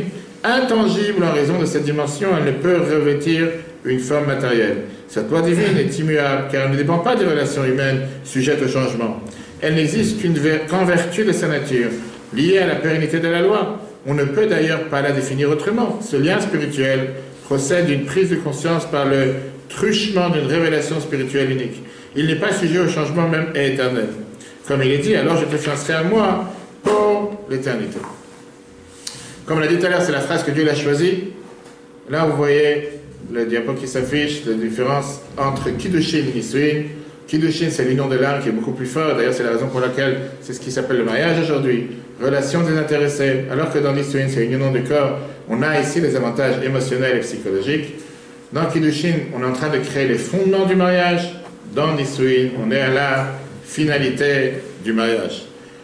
Ce qu'on vient de voir, le résumé pour cette troisième partie, c'est que la période de Kiddushin crée cette union existentielle et essentielle pour le couple. Parce que seulement comme ça, on voit comment le mari et la femme sont unis l'un avec l'autre sans dépendre de quoi que ce soit qui est extérieur au couple. La période de Nisouïn vient renforcer le lien, pas seulement avec l'âme, l'union, mais l'union avec le corps, avec tous les bienfaits qu'ils peuvent avoir. Et c'est la raison pour laquelle, quand Dieu a créé l'homme, depuis le départ il a créé l'homme et la femme, depuis le départ il a créé en une entité, et pas en deux, pour toujours se rappeler d'où nous venons, pour le reproduire avec le couple. Ok, si jusqu'à présent c'était une bonne théorie, maintenant on va entrer dans la pratique. La pratique elle est, parce qu'il y a des questions, la pratique elle est, que jusqu'à maintenant on a expliqué c'est quoi ce lien que nous avons en tant que mariage. Mais ça a l'air déconnecté de la société. Parce que la question que tout le monde demande, qu'est-ce que j'en ai à faire de savoir qu'il y a 5779 ans, mon âme était la même que celle de ma femme, et que pour ça, sous la roupa, on s'est remis ensemble, et tout d'un coup on est devenu encore une... Ça change quelque chose. Quand aujourd'hui tu ne peux plus rester avec ta femme, ou tu ne peux plus la supporter, tu ne peux plus supporter ton mari, ah non, mais on est une âme qui sont ensemble, on n'a pas le droit de séparer. Laisse-moi tranquille avec ton âme, on vit dans un monde réel, elle n'a pas fait ce qu'il fallait, elle n'a pas fait ce qu'il fallait, peu importe ce qui peut arriver. C'est quelque chose, comme on dit, philosophique très beau. Mais la réalité, elle est que dans la vie de tous les jours, pas forcément on le ressent. On va tout de suite voir comme quoi, si jamais on aurait vécu dans le monde des âmes, alors on aurait pu se suffire avec Kiddushin. On est unis par l'âme, on est à distance, mais ce n'est pas la situation. La réalité, elle est que unis par l'âme, sans être unis par corps, ça n'a pas forcément un sens. La réalité, c'est qu'aujourd'hui, on cherche à être unis aussi par corps. Seulement grâce au mariage Nisouïn, on est attaché dans tous les domaines. Comme on a dit tout à l'heure, Kiddushin, qui est la partie fiançailles, c'est le lien qui forge ce lien entre le mari et la femme. Mais le Nisouïn, ça c'est le but. Le but même pourquoi Dieu... Tu ne veux pas dire, mais si c'est comme ça, on va rester marié seulement par l'âme. Si quelqu'un il est marié seulement avec une union d'âme et pas une union de corps, il a un problème, il ne vit pas forcément en tant que couple.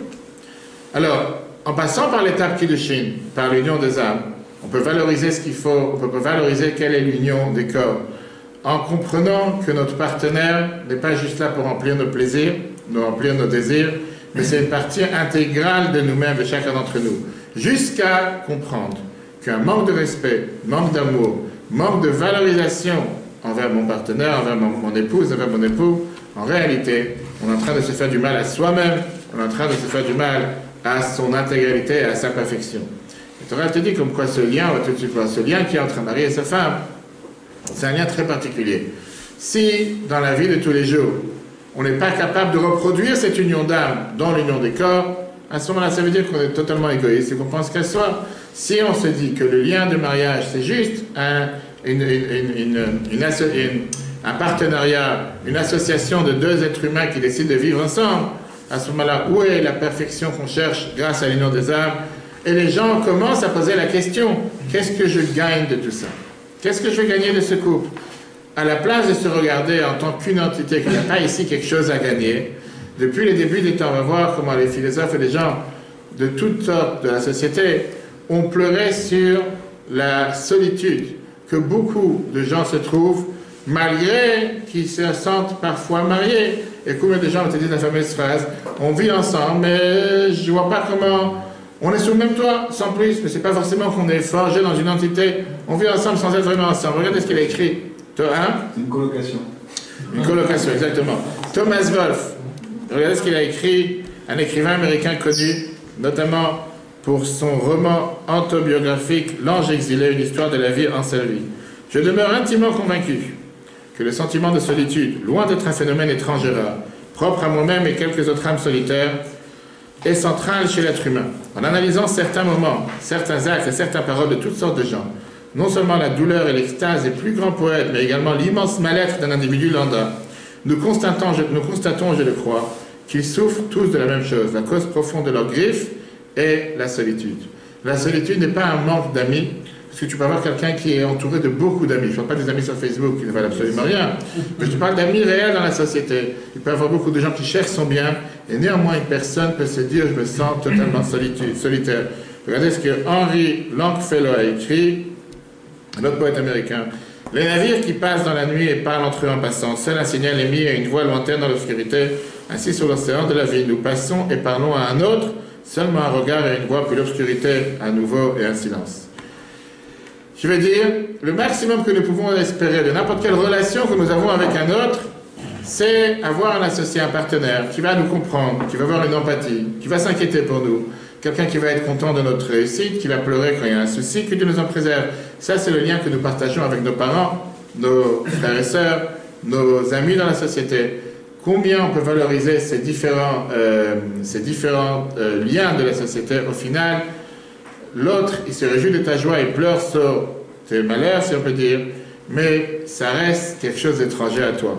Même si les autres, ça les dérange et ça ils s'inquiètent sur le chemin que tu prends. Mais celui qui marche sur ce chemin, c'est toi, c'est pas eux. Et au final, c'est ce qui fait que la majorité des gens dans la société se sentent avec une telle solitude, se sentent solitaires.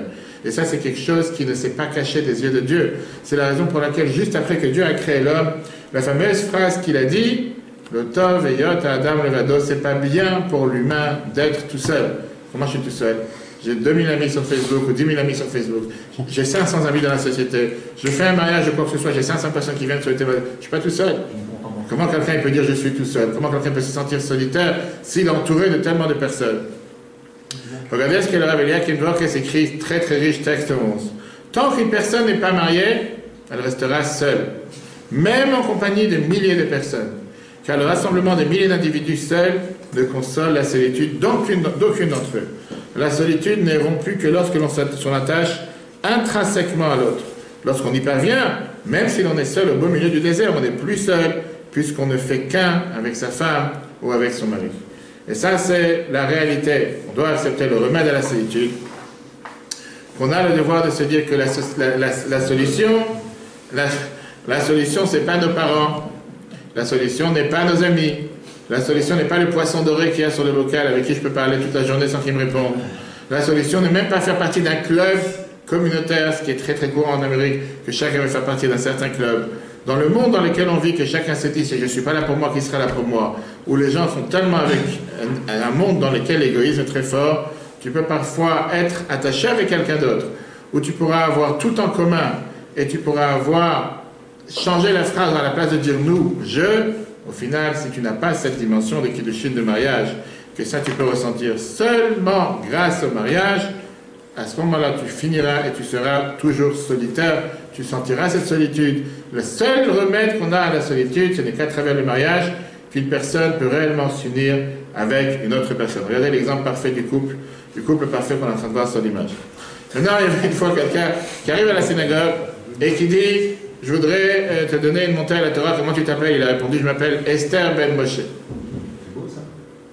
La personne lui demande, mais comment c'est possible? Esther Ben Moshe, c'est pas ton nom. Il dit, on a eu beaucoup de problèmes financiers sérieux et j'ai décidé d'écrire tout sur le nom de ma femme. Puisque même mon propre nom, c'est ça. Il fait, au final, moi je n'existe plus, il n'y a que ma femme qui existe.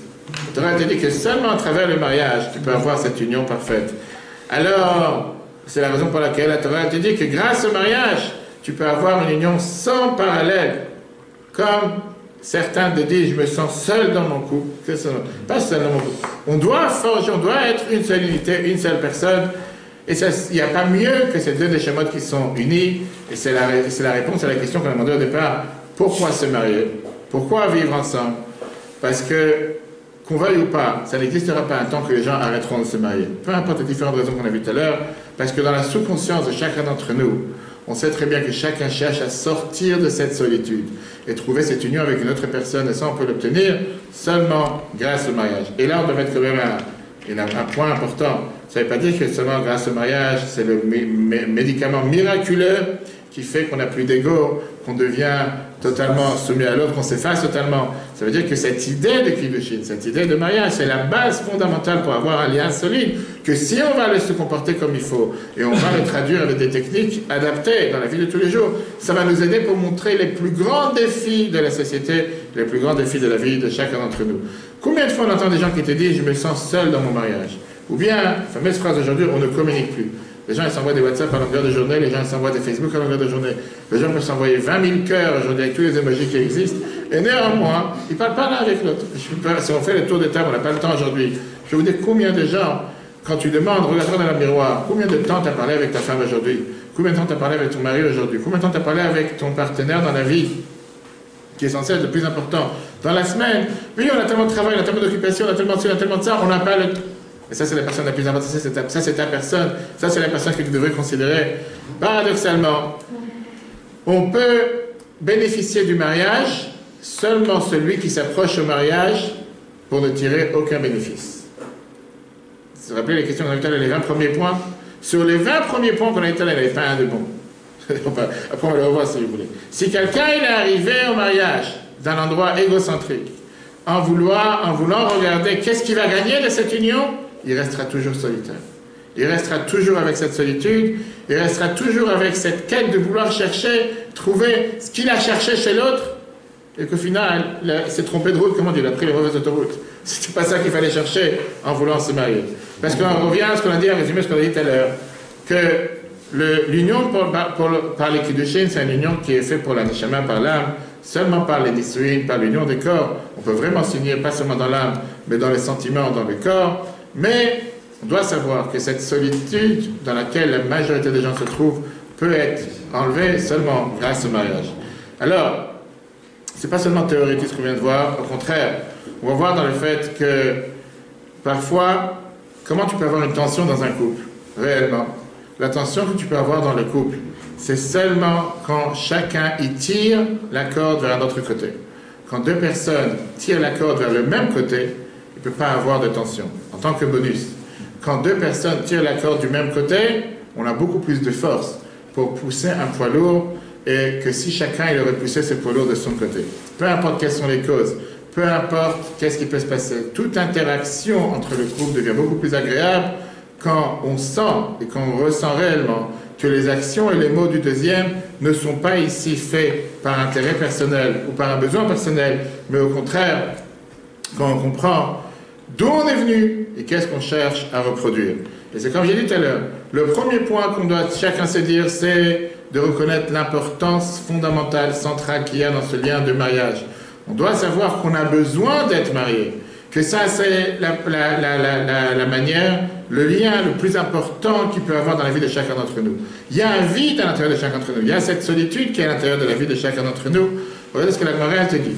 En ishmet el alishta, un homme ne meurt que pour sa femme, et une femme ne meurt que pour son mari. Qui veut dire, la réalité, la Torah te dit qu'avant que Yaakov il a dit à Yosef, avant son décès, Meta alay Rachel, Rachel est morte pour moi. Qu'est-ce que ça veut dire? Ça n'existe pas quelqu'un qui est en deuil comme un mari qui est en deuil sur sa femme, et le contraire. La Torah te dit que cette union, qui est l'union la plus vraie, tout le reste, ce sont, on va dire, des liens qui sont secondaires, comme on l'a vu tout à l'heure par rapport parent-enfant. Le Maharal t'explique, puisque l'homme et la femme sont considérés comme une seule personne, une seule entité, et donc au final, quand quelqu'un il perd sa femme, que Dieu nous en préserve, il lui manque un morceau de lui-même. Et c'est pour ça que tous les restes ne sont pas considérés un manque aussi important que le manque qu'il y a pour un homme et sa femme.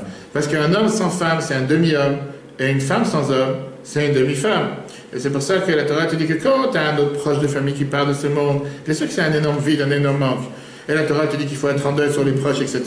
Parce que tu avais une fois une amitié, tu avais de l'amour, tu avais un soutien, maintenant il y a un vide. Néanmoins, l'endeuillé, il est resté entier. Il lui manque rien de lui-même. Même les enfants, au final, grandissent et se séparent des parents. Alors que quand tu as un couple, un partenaire qui part, le mari qui décède, qui nous en préserve, ou la femme qui part, ça laisse un vide irremplaçable. C'est un vide malheureusement qui fait partie de soi-même. Il y a le décès d'un enfant aussi, il y a cette Personne ne dit le contraire, mais au final cet enfant était séparé. Alors que là, le mari et la femme, c'était une seule entité. Oui, non, mais quand un enfant part dans un couple, il y a le couple qui peut se séparer aussi, parce que justement, il y a... Parce que malheureusement, je vais te dire, le point principal, et ça revient à ce qu'on a dit, les 20 premiers buts pourquoi quelqu'un se marie, pour créer, pour faire un projet. Combien de gens se séparent une fois qu'ils ont acheté une maison? Combien de gens se séparent une fois qu'ils ont eu un enfant? Puisque le but pourquoi on s'est marié, c'est pour tel et tel projet. Une fois que le projet est là, on n'a plus rien à faire ensemble. Et ça, j'ai dit tout à l'heure, si c'est ça l'approche que tu as en venant vers le mariage, je ne vais pas te marier. Parce que si le but c'est de remplir mes besoins, mes désirs, il n'y a pas besoin de se marier. Va remplir tes désirs ou tes besoins de manière différente. Oui? Est-ce que les demi-hommes et demi-femmes, ça a rapport avec demi-sœurs et demi-frères? Non, aucun rapport. Parce que demi-sœur et demi-frère, c'est quoi? C'est que le fait qu'ils n'ont pas le même père, pas la même mère. Demi-homme, demi-femme, ça veut dire que tu es seulement une moitié et tu n'es pas un entier. C'est comme si tu as deux mains, une main et l'autre, et deux mains forment le même corps. Maintenant, un point important qu'il faut quand même souligner, ça ne veut pas dire que quelqu'un qui ne vit pas en couple, ça ne vaut pas la peine de vivre. Ça veut seulement dire que le manque qu'il y a quand quelqu'un n'est pas marié, c'est quelque chose que tu ne pourras jamais compléter et avoir de manière différente. Regardez comment la Bible écrit ça dans une merveilleuse lettre, Rosh Chodesh Tammuz 1950. La Bible explique que ça ne veut pas dire que la Neshama elle est moitié de tous les niveaux, de tous les sujets. Mais ça veut dire que dans certains degrés, le lien qu'il y a pour fonder une famille juive, pour fonder une maison juive, on fait attention à cet aspect qui est une demi-âme, deux demi-âmes qui s'unissent, deux demi-âmes qui s'unissent. On n'est pas en train d'essayer de négliger ceux qui ne sont pas mariés, on n'est pas en train de rabaisser ceux qui ne sont pas mariés, on est en train seulement de montrer l'importance que le mariage a pour tout faire, à ne pas laisser passer une telle opportunité devant notre vie, devant l'opportunité de chacun d'entre nous. Donc, si quelqu'un a l'opportunité de se marier, le faire le plus tôt possible. S'il est déjà marié, faire tout ce qu'il peut pour garder son mariage. Et si quelqu'un ne peut pas valoriser quel est le centre, le point central du mariage dans nos vies, il ne pourra jamais comprendre, jamais admettre quel est le but, pourquoi Dieu il a fait en sorte, la raison pourquoi Dieu il a fait en sorte qu'on soit depuis le départ un pour redevenir un. Alors, malheureusement, on vit dans une illusion aujourd'hui que les gens se disent que le mariage c'est si tu veux, ou peut-être c'est en trop, comme l'a dit tout à l'heure, que tout ce qu'on leur demande, est-ce qu'il faut se marier ou le mariage, il est voué à l'échec, ils te disent tous oui, même s'ils vont finir par se marier. Mais avoir une telle approche est dangereuse. Pourquoi elle est dangereuse? Parce que ça empêche de beaucoup d'entre nous de faire tout ce qu'ils peuvent pour se marier ou de garder le mariage. Combien de gens disent, j'ai tellement d'amis à moi qui se séparent et qui divorcent à longueur de journée? Parce qu'une des raisons, et ça c'est une des raisons d'ailleurs, avec le pourcentage de divorce énorme qu'on est témoin aujourd'hui, si les gens auraient compris quelle est la valeur du mariage, quelle est la raison pourquoi on est marié, comme on l'a dit tout à l'heure, pas pour tirer un bienfait quelconque, on aurait mis tellement d'efforts pour pouvoir garder ce mariage et de vivre dans ce mariage de manière épanouie, pas dire, puisqu'on doit vivre ensemble, alors on va vivre ensemble, mais au final, on n'est pas ensemble. Il y a ici un point encore beaucoup plus important. Si on aurait compris pourquoi on est marié, on aurait aussi su comment vivre marié. Si on aurait reconnu le fait que nous sommes mariés pas pour les bienfaits dévoilés que nous allons gagner de ce mariage, mais pour trouver l'union avec l'autre, à ce moment-là, on aurait eu un rapport avec notre partenaire de manière totalement différente. On aurait compris que quand il y a un débat ou quand il y a une dispute, c'est pas qu'il y a un gagnant et un perdant, c'est où que nous deux gagnons ou nous deux perdons. On aurait compris que quand on aide l'autre, on ne fait pas une faveur à l'autre. En réalité, on se fait une faveur à soi-même de la même manière que quand on attache les chaussures. On attache ses propres chaussures pour soi-même et pas pour quelqu'un d'autre. Pour garder cette force et ce lien de mariage, malgré tous les défis et toutes les difficultés, on doit garder le dernier point qu'on va aborder aujourd'hui, on a quelques minutes de retard, qui est pas regarder avec des yeux qu'est-ce que je vais gagner de ce mariage, qu'est-ce que je peux recevoir de ce mariage, mais à la place, regarder qu'est-ce que je suis sans ce mariage. Qu'est-ce que je peux être sans ce mariage? Et là, on va voir qu'est-ce que la Torah nous a appris, que Kiddushin, ce lien, ce moment dans lequel nous sommes unis par l'âme, c'est la cause principale qui fait qu'après nous pouvons être unis par le corps. Si on termine ce point-là, le mariage, c'est la relation la plus critique qui peut exister dans notre vie. Celui qui ne sait pas ça, il ne va pouvoir jamais dévoiler quel est le potentiel énorme qu'il peut avoir en faisant attention à son mariage. Et quand on va valoriser énormément cette union du mariage, on va pouvoir s'habituer à voir dans notre partenaire une partie de nous-mêmes et faire attention à lui comme il faut. Alors, terminons, chers amis, avec le dernier point qui est qu'est-ce que ça veut dire prendre du recul et réfléchir? Tout d'abord, comme on l'a dit tout à l'heure, aujourd'hui, il n'y a pas de séparation entre tout ce qui n'est pas rentré. Hein. Il y a même les cafés, les gâteaux, avec grand plaisir. Même pour les non-mariés. Comme on l'a dit tout à l'heure, aujourd'hui, il n'y a pas de séparation entre la période Kiddushin et Nisuin, qui est fiançailles et mariage.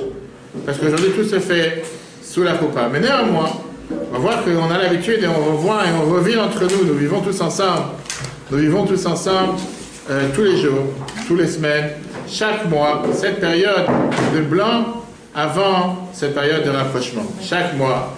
On sait très bien qu'il y a les lois de pureté familiale dans le couple et le fait d'aller au mikvé. Pendant une douzaine de jours, commence le cycle, qu'est-ce que tu disais? Le cycle mensuel dans lequel il y a l'interdiction sur le mari et la femme d'avoir des rapports et d'avoir aucun contact physique. Après cette période, à ce moment-là, la femme va au mikvé et l'intimité se renoue. Une des raisons pourquoi Dieu a créé ce système, cette mitzvah, c'est pour reproduire le jour du mariage à nouveau chaque mois. Parce que cette période dans laquelle une femme n'est pas disponible fait en sorte de garder la fraîcheur et d'être contre l'usure et la vieillesse de la relation et du couple. Le fait de se donner une période de temps d'environ 2 semaines dans lequel il n'y a pas de rapport corporel, il n'y a pas de lien corporel, garde la fraîcheur, garde le lien et fait réveiller à nouveau cette excitation, cet engouement, cette passion, comme si c'était le jour de mariage. Regardez comment Riv Kaslan met écrit ça dans son merveilleux livre. Le texte numéro 12. La séparation mensuelle pour générer l'envie et le désir, à tout le moins une certaine rareté, puis l'émotion des retrouvailles. Tout au long d'une vie, l'éventualité d'une sexualité débridée peut très bien conduire à un déclin de l'engouement et dans plusieurs cas, à un certain dédain pour les relations conjugales. L'interruption mensuelle enseigne au couple à chérir le moment passé ensemble. Chaque mois, ils sont séparés, pas toujours, quand cela est pratique ou facile, point important. Et ils s'attendent l'un l'autre. Ils comptent les jours qui les séparent de leur retrouvailles. Cette dynamique apporte une qualité nouvelle à leur union. En ce sens, le Talmud nous dit, ainsi elle sera animée comme au jour de son mariage. Le fait qu'il y ait un blanc chaque mois rappelle cette période de Kiddushin qu'on a vu tout à l'heure, rappelle cette période qui avait un blanc, heureusement qu'il y en a là, bravo, entre le fiançailles et le mariage.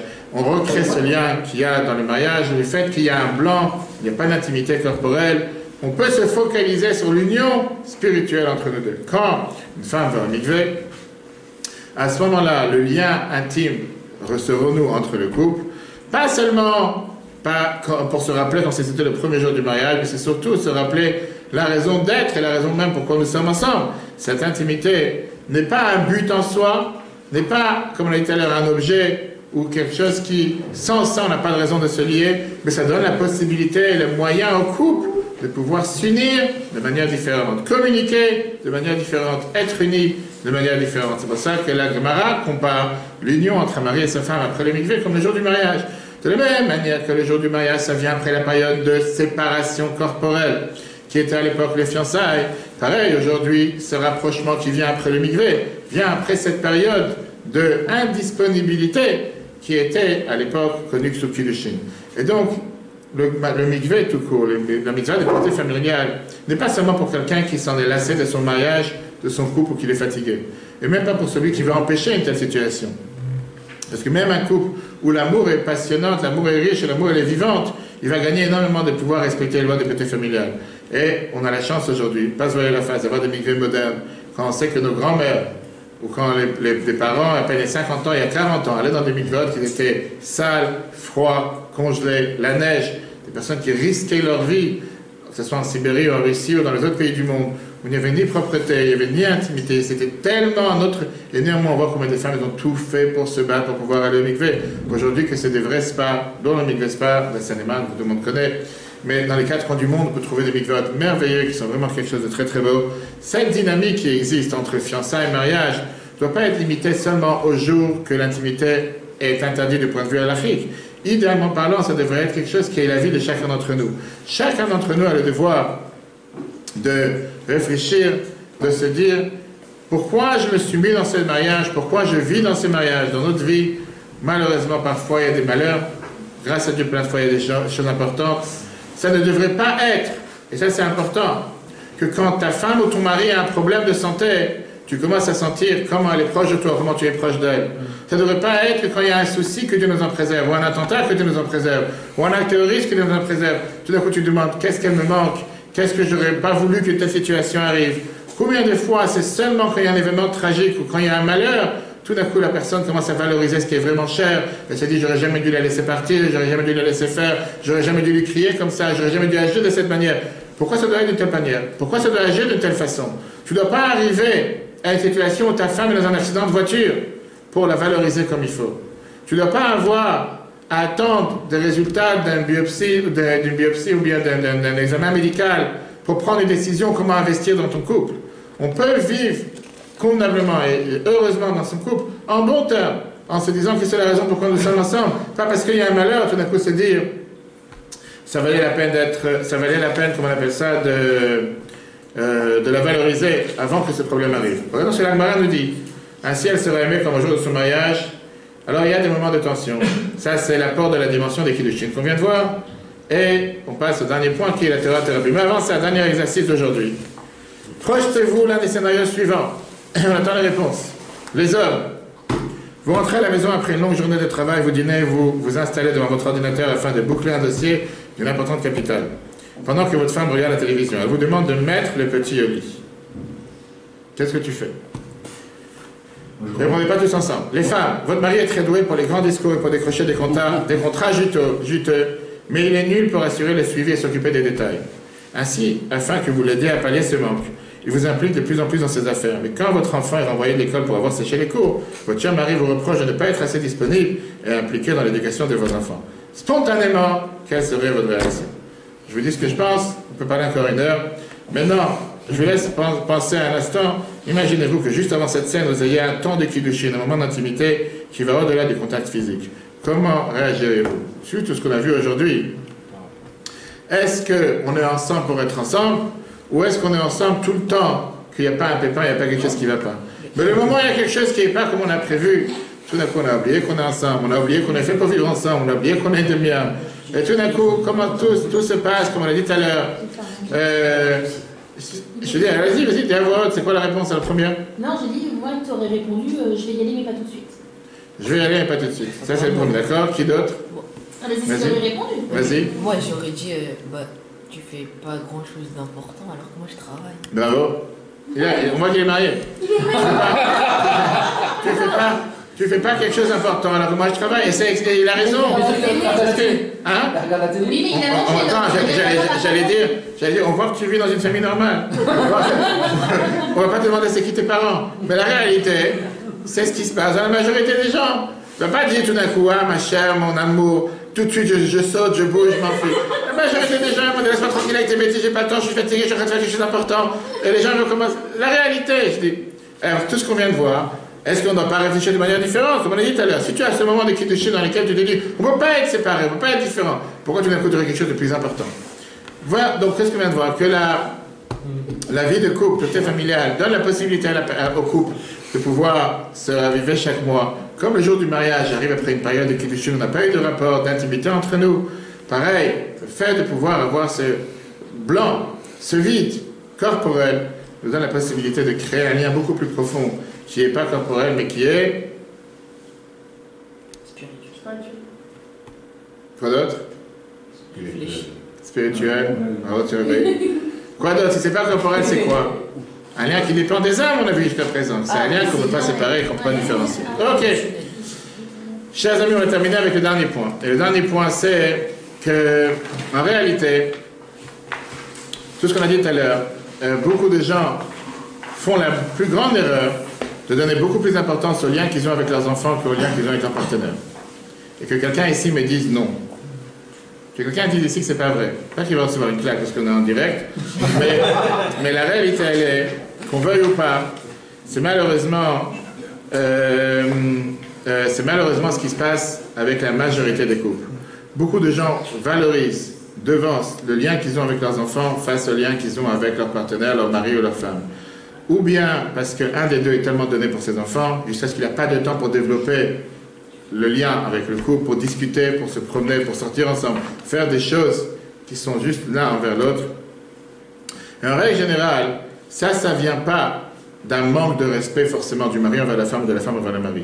Ça vient sur une logique que les gens disent, nous deux on aime nos enfants sans limite, et donc je suis sûr que ma femme aurait voulu que je devance les besoins de mes enfants avant ses propres besoins. Et donc c'est pour ça que je m'occupe. Les maris en général diront ses enfants, c'est pas mes enfants, c'est ses enfants, mais à la place de s'occuper d'elles. Peut-être que c'est quelque chose de magnifique dans l'idée, mais regardez ce qu'on va tout de suite voir. Tout celui qui ne laisse pas exprimer le lien conjugal entre un mari et sa femme, et il ne laisse pas, et il n'investit pas dans le lien qu'il y a entre un mari et sa femme, et au final, c'est comme s'il se coupe un doigt et il reste avec un manque, il reste avec un défaut. Parce que l'amitié de ton partenaire, elle est beaucoup plus vitale que le lien que tu dois avoir avec tes enfants. Parce qu'au final, nous sommes une seule personne. Regardez la phrase que Dieu a dit à Abraham. Tout ce que ta femme Sarah te dira, écoute dans sa voix. Il a voulu faire passer le message. Tu dois avoir tes priorités droites, comme on dit. Ne laisse jamais le lien et les relations que tu as avec tes enfants déranger le lien que tu as avec ton mari ou le lien que tu as avec ta femme. Abandonner son partenaire ou sa partenaire pour le bien des enfants, au final, finira par causer du tort à tes propres enfants. Tout d'abord, il y a ici des preuves statistiques qu'on va tout de suite voir. Des preuves qui sont basées sur le fait qu'un parent en bonne santé, qui a cette tranquillité et qui est épanoui sentimentalement, c'est un parent beaucoup mieux qu'un parent qui n'a pas cet épanouissement et qui n'a pas ce bien à l'intérieur de lui-même. Donc tout ce qu'on vient de voir, il n'y a pas quelque chose qui peut créer et qui peut être bénéfique pour la stabilité sentimentale d'un couple plus que le lien entre un mari et sa femme. Les enfants, ils grandissent, les enfants, ils avancent, ils deviennent autonomes, ils deviennent adultes, et les enfants, ils sont en parfaite osmose avec ce qu'on vient de dire, quand ils voient qu'entre leurs parents, il y a cet amour, il y a cette amitié, il y a cette inquiétude de l'un pour l'autre, il y a cet intérêt de l'un pour l'autre. Au final, le fait d'avoir cet amour et cette tranquillité entre les parents, ça donne énormément de bienfaits pour la tranquillité sentimentale entre les enfants. Tout le monde peut savoir de son entourage que malheureusement, il y a des parents qu'il n'y a pas ce lien entre les deux, qu'un il dégrade l'autre, qu'un il rabaisse l'autre, qu'un il se moque de l'autre, qu'un ne considère pas l'autre. Les enfants, en général, plein de fois le reproduisent, ou eux-mêmes, ils ont une instabilité sentimentale. Deuxièmement, si on valorise son couple, si on valorise son mari ou sa femme, si on va utiliser jusqu'au fond le lien qu'on peut avoir pour, comment on appelle ça, pour le lien sentimental du couple, les enfants ils vont qu'en bénéficier quand ils vont grandir. Est-ce que ça veut dire que des enfants qui ont vécu dans une maison tourmentée ne vont pas pouvoir avoir un couple aimé? C'est pas de ça qu'on parle, d'accord? Pas toujours prendre les choses à l'extrême. Mais le plus beau cadeau qu'on peut donner à nos enfants, c'est d'avoir un couple qui est pas un couple parfait en termes de matériel, mais le plus beau cadeau qu'un père, la fameuse phrase qui dit que le beau cadeau qu'un père peut donner à ses enfants, c'est d'aimer leur mère. Et ça, c'est réel, pareil. Une mère aimer le père par rapport à son enfant. Tu l'écrives? D'accord. Tu peux l'écrire. C'est la réalité. Parce que tu peux dire, je fais tout pour mes enfants. Mais les enfants, ils voient comment tu te bagarres avec ta femme, ou le contraire, ou tu insultes ta femme, ou tu ne respectes pas ta femme. Et qu'est-ce qui se passe au final? C'est une catastrophe pour les enfants après. Aucun autre proche, et ça, ceci, il faut que ça soit clair, on va tout de suite voir comment la Torah te dit.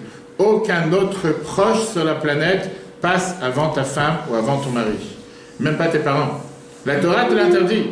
Dans Bereshit, chapitre 2, verset 24, la Torah te dit Alken ya'azov ish et aviv et imo v'davak be'ishto. Un homme doit abandonner son père et sa mère et se coller avec sa femme. C'est la Torah qui le dit. Et aujourd'hui, oui, mais c'est tes parents. j'ai dit que quand tu as le choix entre les deux, quand tu as un choix entre les deux à faire, tu dois faire le choix. Tu ne peux pas mettre les deux sur le même piédestal, c'est impossible. Les deux ne peuvent pas être sur la même balance. C'est impossible. 100%, mais la Torah qui te dit que tu donnes la vie, justement, la Torah te dit que c'est la même Torah qui te dit que tu dois les respecter, elle n'a pas dit de manquer de respect. Mais au final, quand tu as un choix à faire, la Torah ne te demande pas de ne pas respecter les parents. Mais tu n'as pas le droit de laisser en aucun cas que la relation avec tes parents met en péril ou met en danger ou va causer du tort à ta relation avec ton mari ou avec ta femme. D'accord? Résumé de ce qu'on vient de voir, beaucoup de gens, malheureusement, font une erreur de donner beaucoup plus d'importance à leur enfant au lieu d'investir dans le lien du couple. Ça peut faire du mal au lien, je veux dire au couple, et ça peut au final faire du mal aussi aux enfants. Bien sûr, de bien écouter, parce qu'au final, la stabilité sentimentale dépend énormément de l'amour, du souci, de l'inquiétude que les parents ils ont entre eux. Et avec ça, on termine le dernier point, sujet de discussion. À partir de quand nous avons, page 18, à partir de quand nous avons à partir de ce qu'on a étudié dans ce cours, selon vous, qu'est-ce qu'un couple traversant une période de turbulence gagnerait à consulter un rabbin? Et aujourd'hui, énormément de sujets, énormément de livres, énormément de choses que les gens te disent. Quoi faire? Comment faire? Mais la réalité, elle est que quel est le but d'aller voir un rave et pas un thérapeute de couple? Parce qu'encore, il faut parler d'un rave, un vrai rave. Bien, je te dis qu'on a parlé ça hier longuement dans le cours. Parce qu'un rave, il a cette vision de la Torah qui t'explique quel est le lien du couple, quel est le but du couple.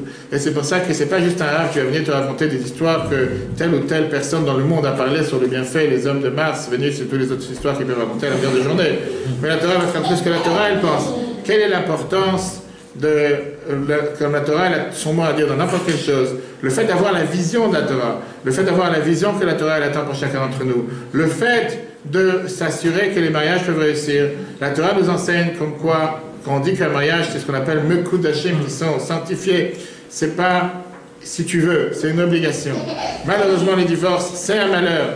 Parfois, obligatoire, on verra ça dans le 6e cours si Dieu veut. Mais ça n'enlève pas que c'est une tragédie, c'est pas quelque chose qu'il faut danser pour.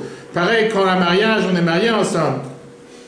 Mais on est mariés, pas avec joie et pas avec harmonie. On doit se rappeler qu'un mari et femme forment une seule entité. Le mariage est une institution sacrée. Dieu est un acteur présent au sein du couple. Le fait de reconnaître que nous sommes une seule personne, que quoi qu'il arrive, on reste une seule personne, à ce moment-là, on peut comprendre que les problèmes que ma femme a, ce sont mes problèmes. Les problèmes que moi j'ai, c'est les problèmes de ma femme. Ce ne sont pas ses problèmes à elle. En vérité, ce sont les mêmes problèmes. Et automatiquement, si on agit comme ça, on parle comme ça, et on pense comme ça à chaque instant de la journée, on est garanti d'être sur une bonne piste. Alors, c'est vrai que parfois, il y a des devoirs d'aller voir un thérapeute de couple. Il ne faut pas faire le choix entre un rave et un thérapeute de couple. Tu pourras lire des centaines de livres, aller dans des centaines de séminaires et de formations, d'aller voir beaucoup de personnes, et tu pourras en bénéficier énormément. Mais c'est dommage de ne pas prendre aussi l'aspect de la Torah, parce que l'aspect de la Torah est un aspect important. Chers amis, le résumé de tout ce qu'on vient de voir aujourd'hui, les notions clés. Page 19. Et avec ça, on a terminé. Malgré l'idée répandue selon laquelle le mariage tombe en désuétude, une grande majorité de la population envisage de continuer à se marier. Numéro 2. L'être humain éprouve le besoin profond de créer un lien mutuellement exclusif avec l'autre. Ce lien particulier présente de nombreux avantages émotionnels et psychologiques. Cette relation symbiotique est appelée Nisuin. 3. Il existe une dimension encore plus profonde que l'on trouve uniquement dans le lien entre mari et femme. Ils forment les moitiés d'un tout. 4. Les Kiddushin incarnent le lien intrinsèque qui unit le couple. En effet, pendant cette période, la relation entre les époux est totalement désintéressée, ce qu'on retrouve après, comme on l'a dit tout à l'heure, avec le migré. Le sentiment de solitude 5 peut être rompu en expérimentant le niveau intrinsèque de la relation conflictuelle de Chine. 6. Le mariage est la relation la plus importante de la vie d'une personne. Qui n'en a pas conscience ne prendra jamais la pleine mesure du mariage. Et enfin 7. Les lois de la pureté familiale permettent d'entretenir une certaine fraîcheur au sein couple et de vivre la dynamique Kiddushin Nisuin mois après mois. En outre, la périodicité du temps de Kiddushin nous permet de mieux aborder certaines difficultés propres à la vie du couple. Si ce cours était intéressant, vous pouvez noter de 1 à 10. S'il n'était pas intéressant, vous pouvez noter 0. Mais en attendant, chers amis, le cours de dimanche prochain sera rentré dans le vif du sujet du mariage, secret d'alcôve.